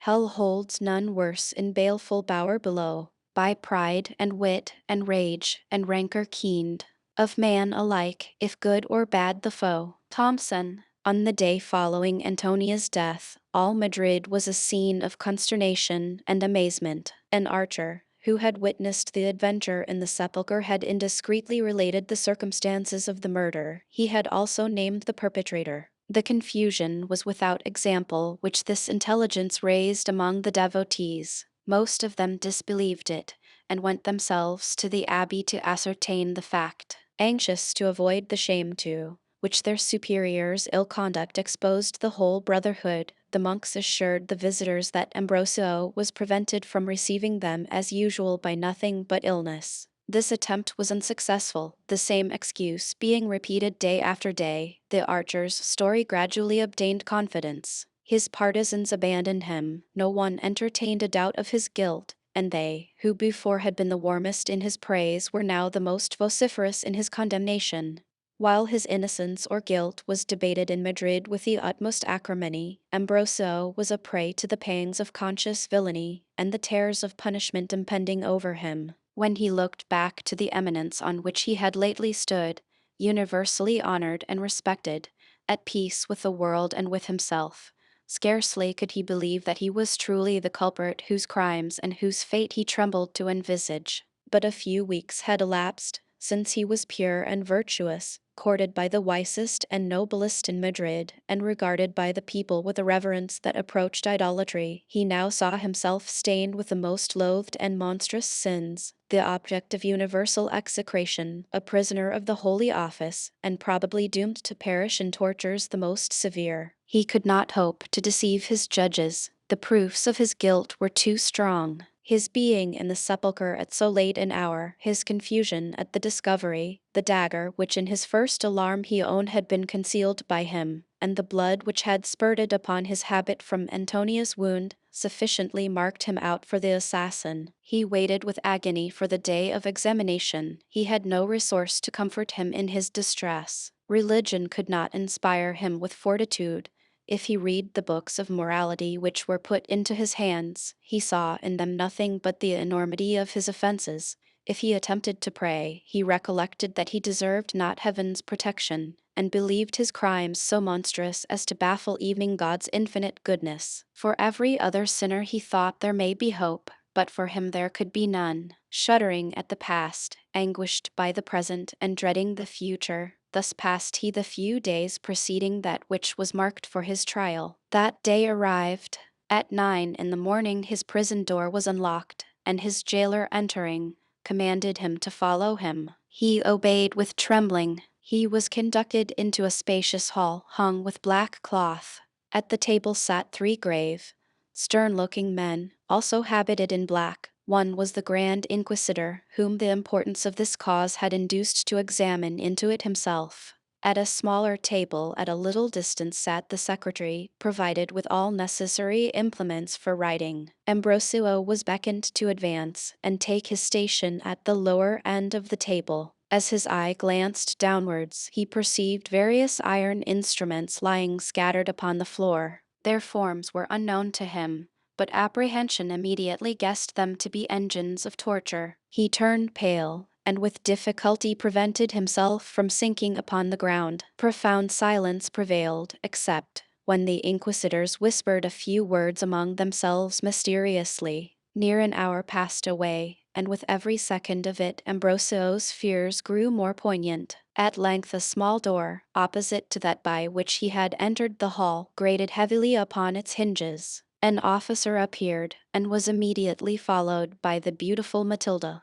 Her hair hung about her face wildly, her cheeks were pale, and her eyes sunk and hollow. She threw a melancholy look upon Ambrosio. He replied by one of aversion and reproach. She was placed opposite to him. A bell then sounded thrice. It was the signal for opening the court, and the inquisitors entered upon their office. In these trials neither the accusation is mentioned or the name of the accuser. The prisoners are only asked whether they will confess. If they reply that having no crime they can make no confession, they are put to the torture without delay. This is repeated at intervals, either till the suspected avow themselves culpable or the perseverance of the examinants is worn out and exhausted. But without a direct acknowledgment of their guilt, the Inquisition never pronounces the final doom of its prisoners. In general, much time is suffered to elapse without their being questioned, but Ambrosio's trial had been hastened on account of a solemn auto da fe which would take place in a few days, and in which the inquisitors meant this distinguished culprit to perform a part and give a striking testimony of their vigilance. The abbot was not merely accused of rape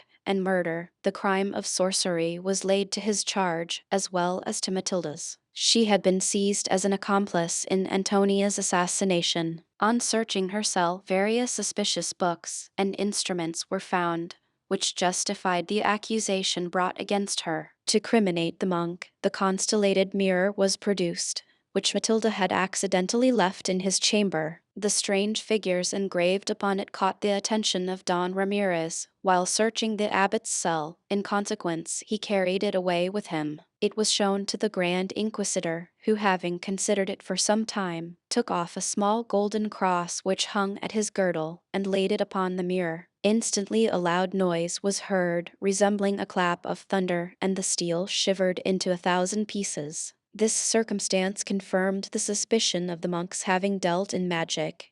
It was evening supposed that his former influence over the minds of the people was entirely to be ascribed to witchcraft. Determined to make him confess not only the crimes which he had committed, but those also of which he was innocent, the inquisitors began their examination. Though dreading the tortures, as he dreaded death still more, which would consign him to eternal torments, the abbot asserted his purity in a voice bold and resolute. Matilda followed his example, but spoke with fear and trembling. Having in vain exhorted him to confess, the inquisitors ordered the monk to be put to the question. The decree was immediately executed. Ambrosio suffered the most excruciating pangs that ever were invented by human cruelty, yet so dreadful is death when guilt accompanies it, that he had sufficient fortitude to persist in his disavowal. His agonies were redoubled in consequence, nor was he released till fainting from excessive pain. Insensibility rescued him from the hands of his tormentors.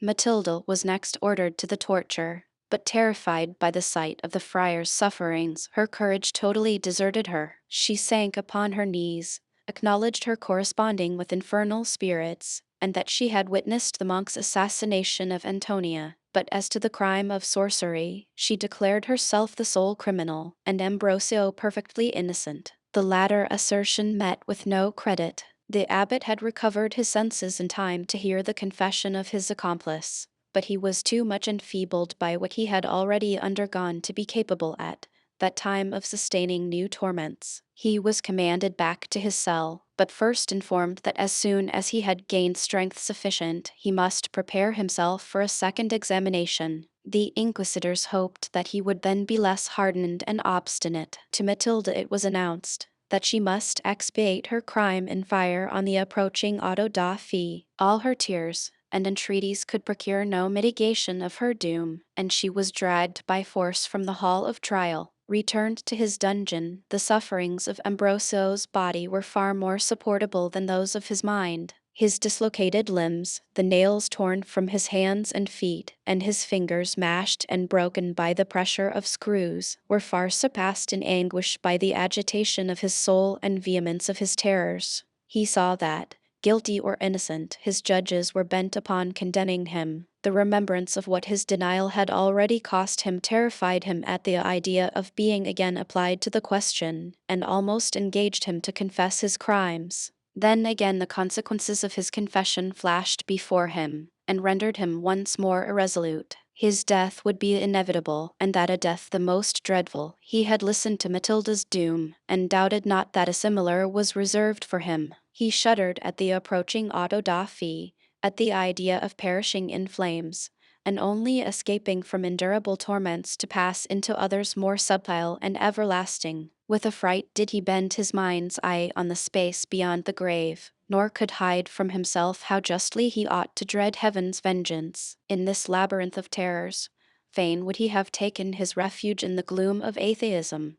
Fain would he have denied the soul's immortality, have persuaded himself that when his eyes once closed, they would never more open, and that the same moment would annihilate his soul and body. Evening this resource was refused to him. To permit his being blind to the fallacy of this belief, his knowledge was too extensive, his understanding too solid and just. He could not help feeling the existence of a God. Those truths, once his comfort, now presented themselves before him in the clearest light, but they only served to drive him to distraction. They destroyed his ill-grounded hopes of escaping punishment, and dispelled by the irresistible brightness of truth and conviction, philosophy's deceitful vapors faded away like a dream. In anguish almost too great for mortal frame to bear, he expected the time when he was again to be examined. He busied himself in planning ineffectual schemes for escaping both present and future punishment. Of the first there was no possibility, of the second despair made him neglect the only means. While reason forced him to acknowledge a God's existence, conscience made him doubt the infinity of his goodness. He disbelieved that a sinner like him could find mercy. He had not been deceived into error. Ignorance could furnish him with no excuse. He had seen vice in her true colors. Before he committed his crimes, he had computed every scruple of their weight, and yet he had committed them. Pardon? He would cry in an access of frenzy, "Oh, there can be none for me." Persuaded of this, instead of humbling himself in penitence, of deploring his guilt, and employing his few remaining hours in deprecating heaven's wrath, he abandoned himself to the transports of desperate rage. He sorrowed for the punishment of his crimes, not their commission, and exhaled his bosom's anguish in idle sighs, in vain lamentations, in blasphemy and despair. As the few beams of day which pierced through the bars of his prison window gradually disappeared, and their place was supplied by the pale and glimmering lamp, he felt his terrors redouble, and his ideas become more gloomy, more solemn, more despondent. He dreaded the approach of sleep. No sooner did his eyes close, wearied with tears and watching, than the dreadful visions seemed to be realized on which his mind had dwelt during the day. He found himself in sulphurous realms and burning caverns, surrounded by fiends appointed his tormentors, and who drove him through a variety of tortures, each of which was more dreadful than the former. Amidst these dismal scenes wandered the ghosts of Elvira and her daughter. They reproached him with their deaths, recounted his crimes to the demons, and urged them to inflict torments of cruelty yet more refined. Such were the pictures which floated before his eyes in sleep. They vanished not till his repose was disturbed by excessive agony. Then would he start from the ground on which he had stretched himself, his brows running down with cold sweat, his eyes wild and frenzied, and he only exchanged the terrible certainty for surmises scarcely more supportable. He paced his dungeon with disordered steps, he gazed with terror upon the surrounding darkness, and often did he cry, "Oh, fearful is night to the guilty."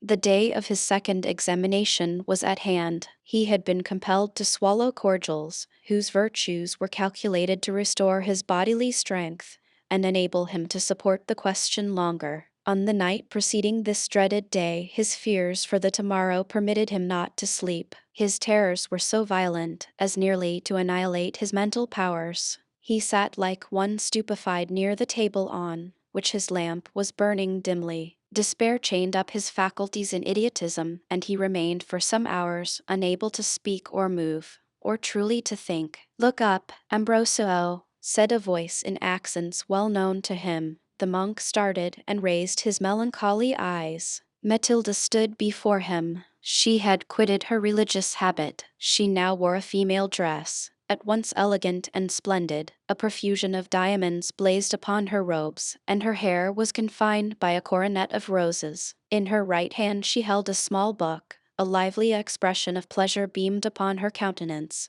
but still it was mingled with a wild imperious majesty, which inspired the monk with awe, and repressed in some measure his transports at seeing her. "You here, Matilda?" he at length exclaimed. "How have you gained entrance? Where are your chains? What means this magnificence and the joy which sparkles in your eyes? Have our judges relented? Is there a chance of my escaping? Answer me for pity, and tell me what I have to hope or fear." "Ambrosio," she replied with an air of commanding dignity, "I have baffled the Inquisition's fury. I am free. A few moments will place kingdoms between these dungeons and me. Yet I purchase my liberty at a dreadful price. Dare you pay the same, Ambrosio? Dare you spring without fear over the bounds which separate men from angels? You are silent.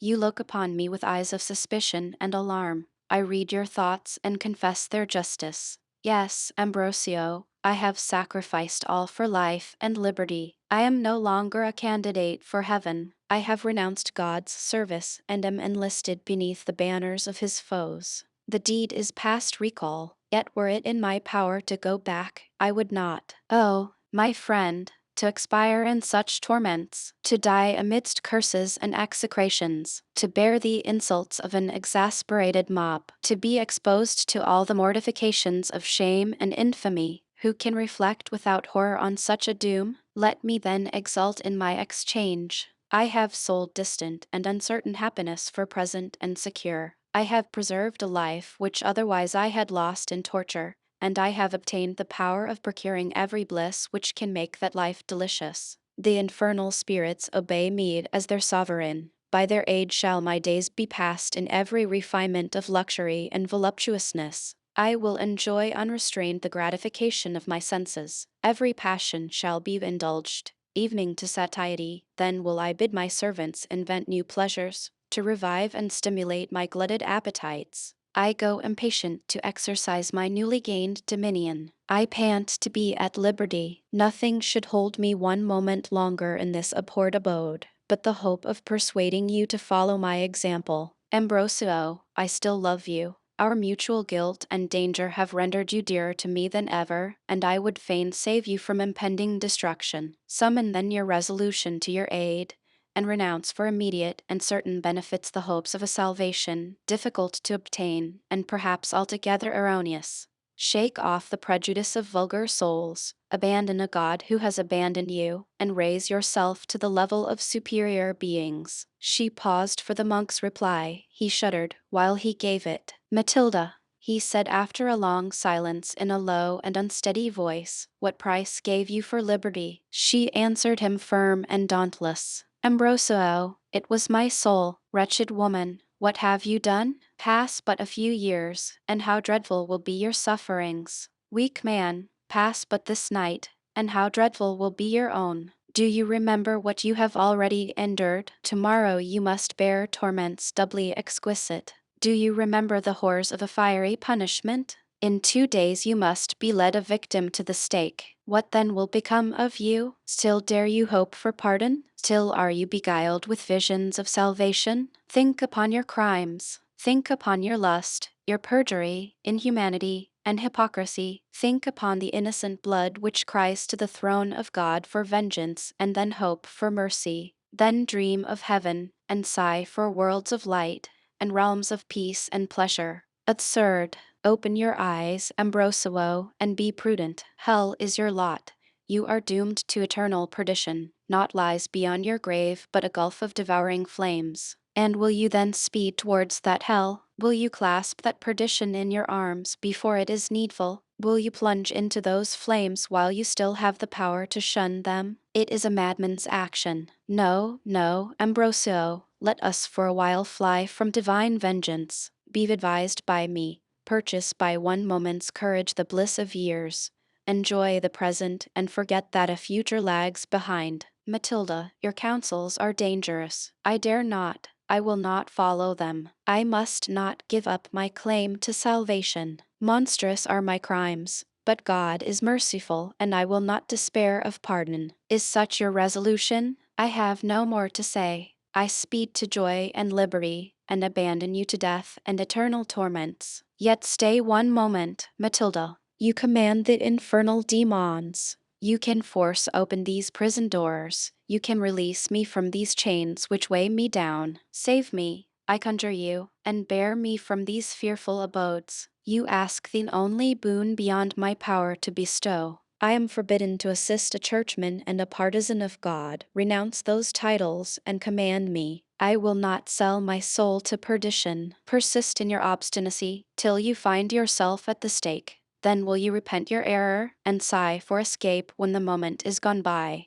I quit you. Yet before the hour of death arrives, should wisdom enlighten you, listen to the means of repairing your present fault. I leave with you this book. Read the 4 first lines of the 7th page backwards. The spirit whom you have already once beheld will immediately appear to you. If you are wise, we shall meet again. If not, farewell forever. She let the book fall upon the ground. A cloud of blue fire wrapped itself round her. She waved her hand to Ambrosio and disappeared. The momentary glare which the flames poured through the dungeon, on dissipating suddenly, seemed to have increased its natural gloom. The solitary lamp scarcely gave light sufficient to guide the monk to a chair. He threw himself into his seat, folded his arms, and leaning his head upon the table, sank into reflections perplexing and unconnected. He was still in this attitude when the opening of the prison door roused him from his stupor. He was summoned to appear before the Grand Inquisitor. He rose and followed his jailer with painful steps.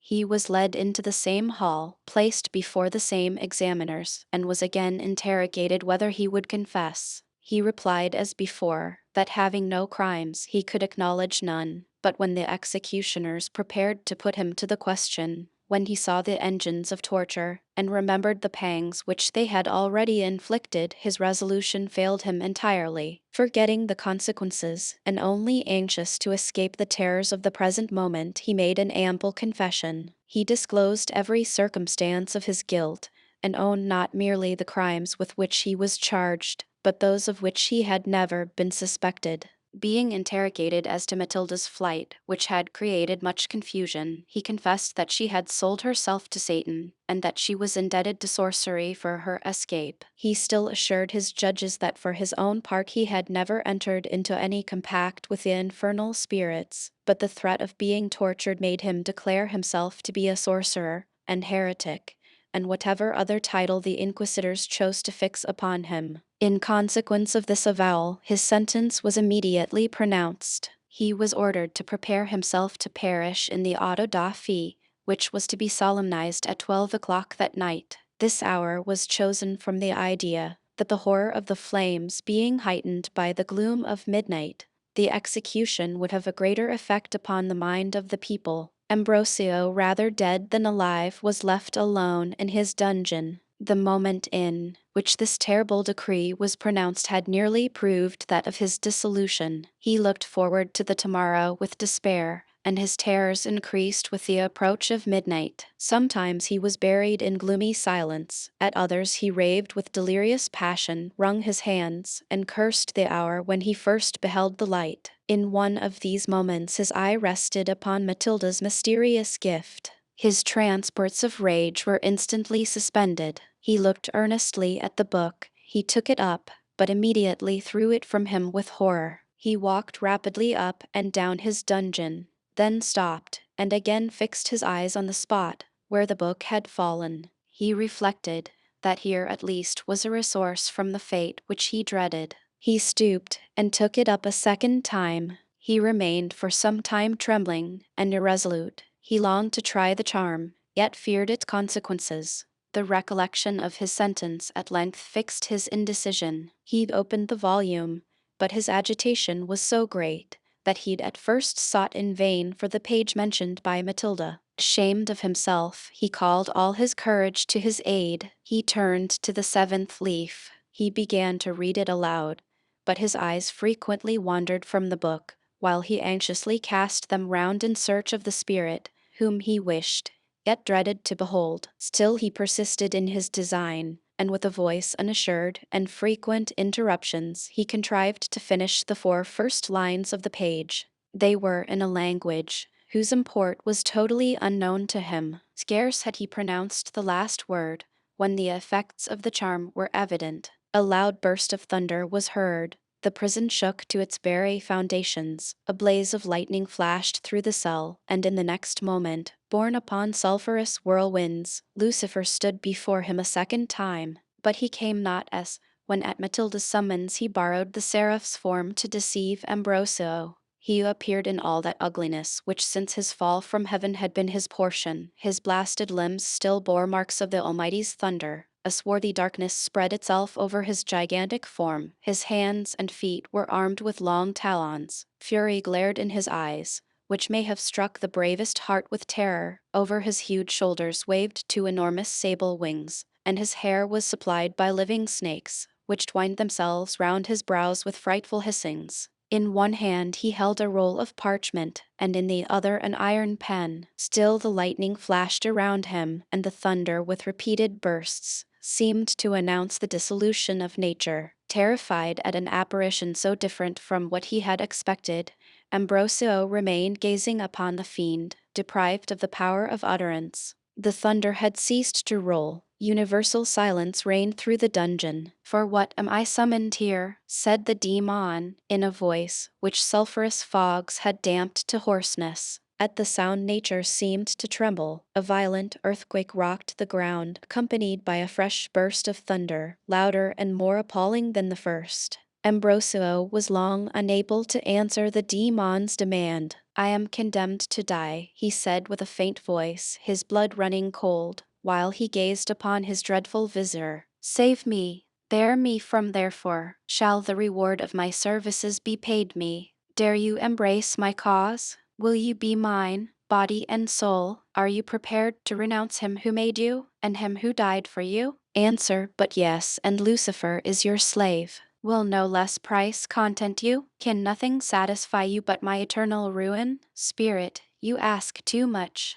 Yet convey me from this dungeon. Be my servant for 1 hour, and I will be yours for 1,000 years. Will not this offer suffice?" "It will not. I must of your soul, must of it mine, and mine forever. Insatiate demon, I will not doom myself to endless torments. I will not give up my hopes of being one day pardoned. You will not. On what chimera rest then your hopes? Short-sighted mortal, miserable wretch, are you not guilty? Are you not infamous in the eyes of men and angels? Can such enormous sins be forgiven? Hope you to escape my power? Your fate is already pronounced. The Eternal has abandoned you. Mine you are marked in the book of destiny, and mine you must and shall be. Fiend, it is false. Infinite is the Almighty's mercy, and the penitent shall meet his forgiveness. My crimes are monstrous, but I will not despair of pardon. Perhaps, when they have received due chastisement. Chastisement? Was purgatory meant for guilt like yours? Hope you that your offenses shall be bought off by prayers of superstitious dotards and droning monks. Ambrosio, be wise.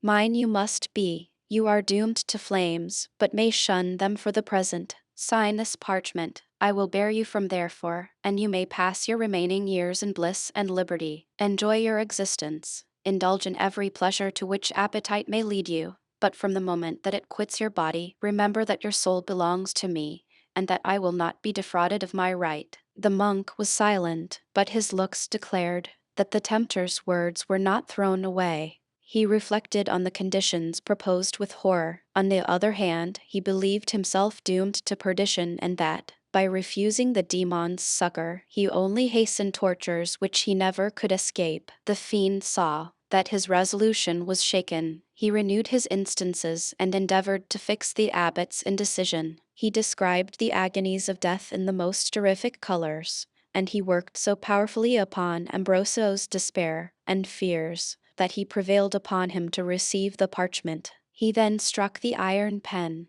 which he held into a vein of the monk's left hand. It pierced deep, and was instantly filled with blood. Yet Ambrosio felt no pain from the wound. The pen was put into his hand, it trembled.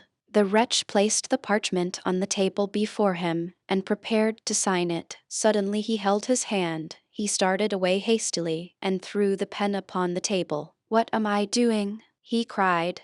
Then turning to the fiend with a desperate air, "Leave me, be gone, I will not sign the parchment." "Fool!" exclaimed the disappointed demon, darting looks so furious as penetrated the friar's soul with horror. "Thus am I trifled with? Go then, rave in agony, expire in tortures, and then learn the extent of the Eternal's mercy. But beware how you make me again your mock. Call me no more till resolved to accept my offers. Summon me the second time to dismiss me thus idly, and these talons shall rend you into 1,000 pieces. Speak yet again. Will you sign the parchment? I will not. Leave me. Away." Instantly the thunder was heard to roll horribly. Once more the earth trembled with violence. The dungeon resounded with loud shrieks, and the demon fled with blasphemy and curses. At first, the monk rejoiced at having resisted the seducer's arts and obtained a triumph over mankind's enemy. But as the hour of punishment drew near, his former terrors revived in his heart. Their momentary repose seemed to have given them fresh vigor. The nearer that the time approached, the more did he dread appearing before the throne of God.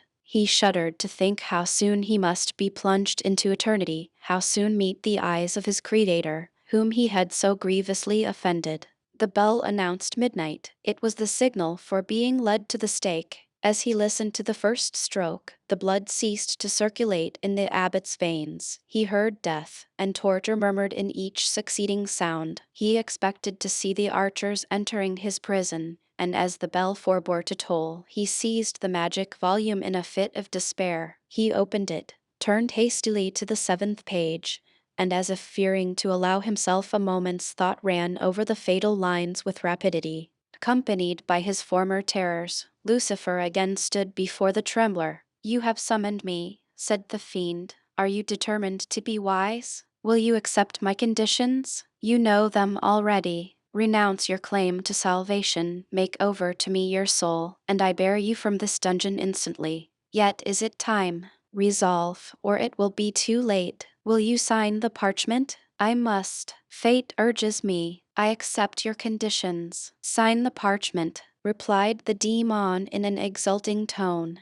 The contract and the bloody pen still lay upon the table. Ambrosio drew near it. He prepared to sign his name. A moment's reflection made him hesitate. "Hark!" cried the tempter. "They come. Be quick. Sign the parchment, and I bear you from there for this moment." In effect, the archers were heard approaching, appointed to lead Ambrosio to the stake. The sound encouraged the monk in his resolution. "What is the import of this writing?" said he. "It makes your soul over to me forever, and without reserve. What am I to receive in exchange?" "My protection and release from this dungeon. Sign it, and this instant I bear you away." Ambrosio took up the pen. He set it to the parchment. Again his courage failed him. He felt a pang of terror at his heart, and once more threw the pen upon the table. "Weak and puerile!" cried the exasperated fiend. "Away with this folly. Sign the writing this instant, or I sacrifice you to my rage." At this moment the bolt of the outward door was drawn back. The prisoner heard the rattling of chains. The heavy bar fell.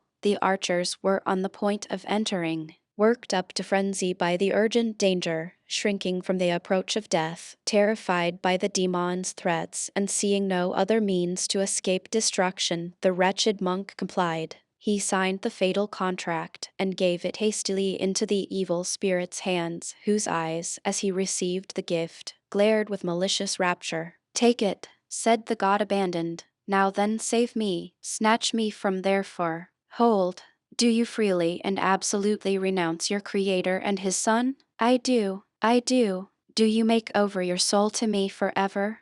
"Forever." Without reserve or subterfuge, without future appeal to the divine mercy. The last chain fell from the door of the prison. The key was heard turning in the lock. Already the iron door grated heavily upon its rusty hinges. "I am yours forever and irrevocably," cried the monk, wild with terror. "I abandon all claim to salvation. I own no power but yours. Hark, hark, they come. Oh, save me, bear me away. I have triumphed. You are mine past reprieve, and I fulfill my promise."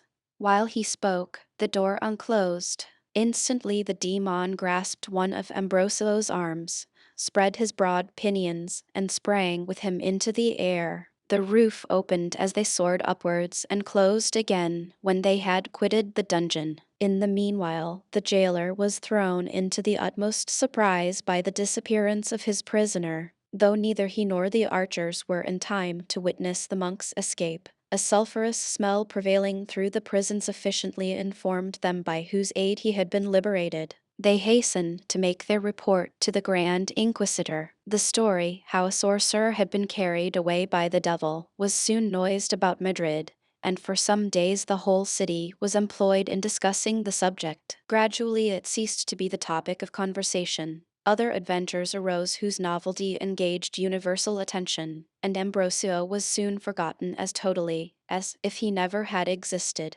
While this was passing, the monk, supported by his infernal guide, traversed the air with the rapidity of an arrow, and a few moments placed him upon a precipice's brink, the steepest in Sierra Morena. Though rescued from the Inquisition, Ambrosio as yet was insensible of the blessings of liberty. The damning contract weighed heavy upon his mind, and the scenes in which he had been a principal actor had left behind them such impressions as rendered his heart the seat of anarchy and confusion. The objects now before his eyes, and which the full moon sailing through clouds permitted him to examine, were ill calculated to inspire that calm of which he stood so much in need. The disorder of his imagination was increased by the wildness of the surrounding scenery, by the gloomy caverns and steep rocks, rising above each other, and dividing the passing clouds.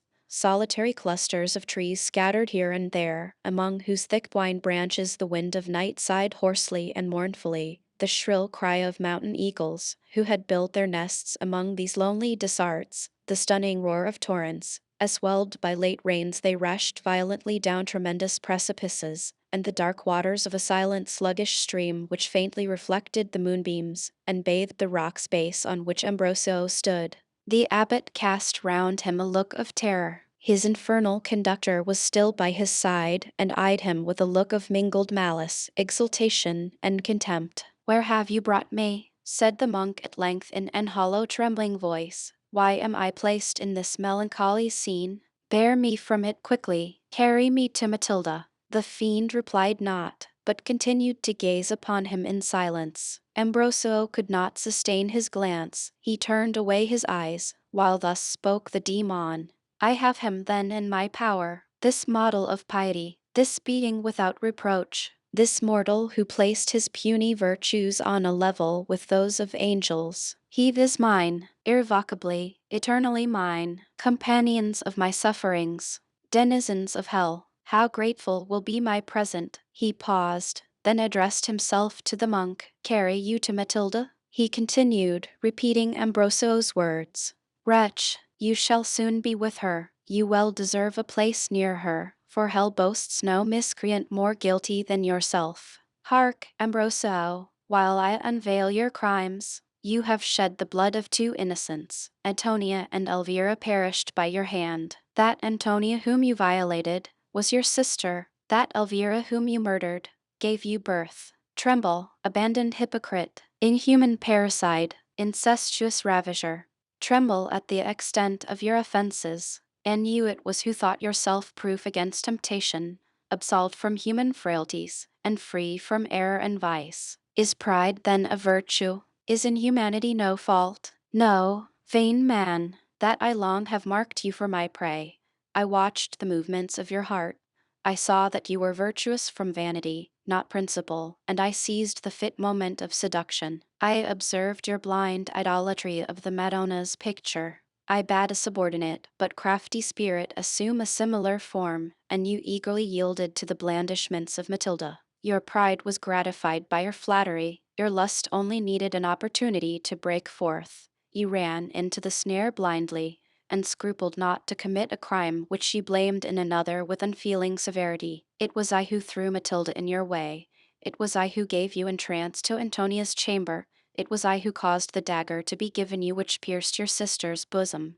And it was I who warned Elvira in dreams of your designs upon her daughter, and thus, by preventing your profiting by her sleep, compelled you to add rape as well as incest to the catalogue of your crimes. Here, Ambrosio, had you resisted me 1 minute longer, you had saved your body and soul. The guards whom you heard at your prison door came to signify your pardon. But I had already triumphed, my plots had already succeeded. Scarcely could I propose crimes so quick as you performed them. You are mine, and heaven itself cannot rescue you from my power. Hope not that your penitence will make void our contract. Here is your bond signed with your blood. You have given up your claim to mercy, and nothing can restore to you the rights which you have foolishly resigned. Believe you that your secret thoughts escaped me? No, I read them all. You trusted that you should still have time for repentance. I saw your artifice, knew its falsity, and rejoiced in deceiving the deceiver.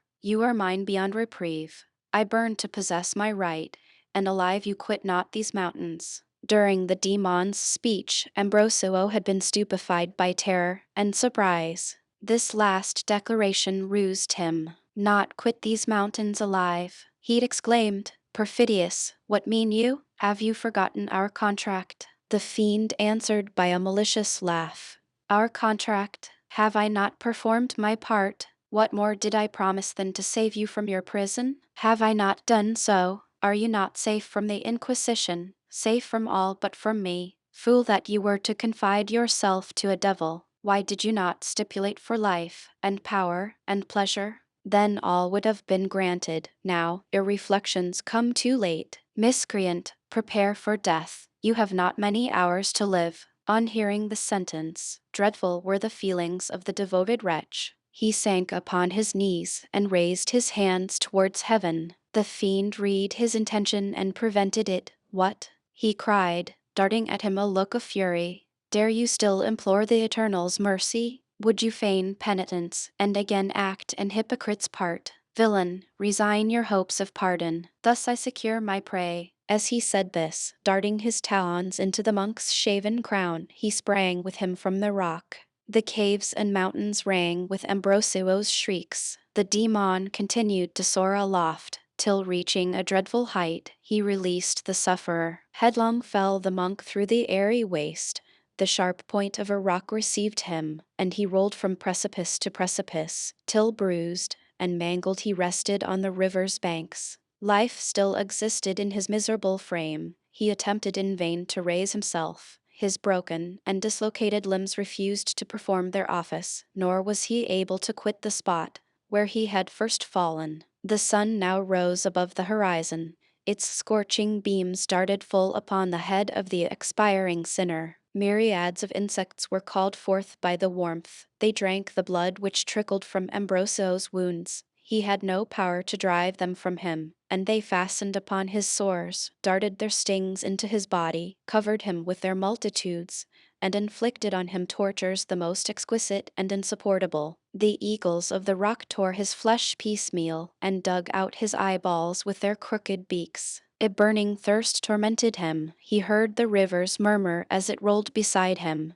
but strove in vain to drag himself towards the sound, blind, maimed, helpless, and despairing, venting his rage in blasphemy and curses, execrating his existence, yet dreading the arrival of death destined to yield him up to greater torments. 6 miserable days did the villain languish. On the 7th a violent storm arose, the winds in fury rent up rocks and forests. The sky was now black with clouds, now sheeted with fire, the rain fell in torrents. It swelled the stream, the waves overflowed their banks. They reached the spot where Ambrosio lay, and when they abated carried with them into the river the corse of the despairing monk. Haughty lady, why shrunk you back when yon poor frail one drew near? Was the air infected by her errors? Was your purity soiled by her passing breath? Ah, lady, smooth that insulting brow, stifle the reproach just bursting from your scornful lip, wound not a soul that bleeds already. She has suffered, suffers still. Her air is gay, but her heart is broken. Her dress sparkles, but her bosom groans.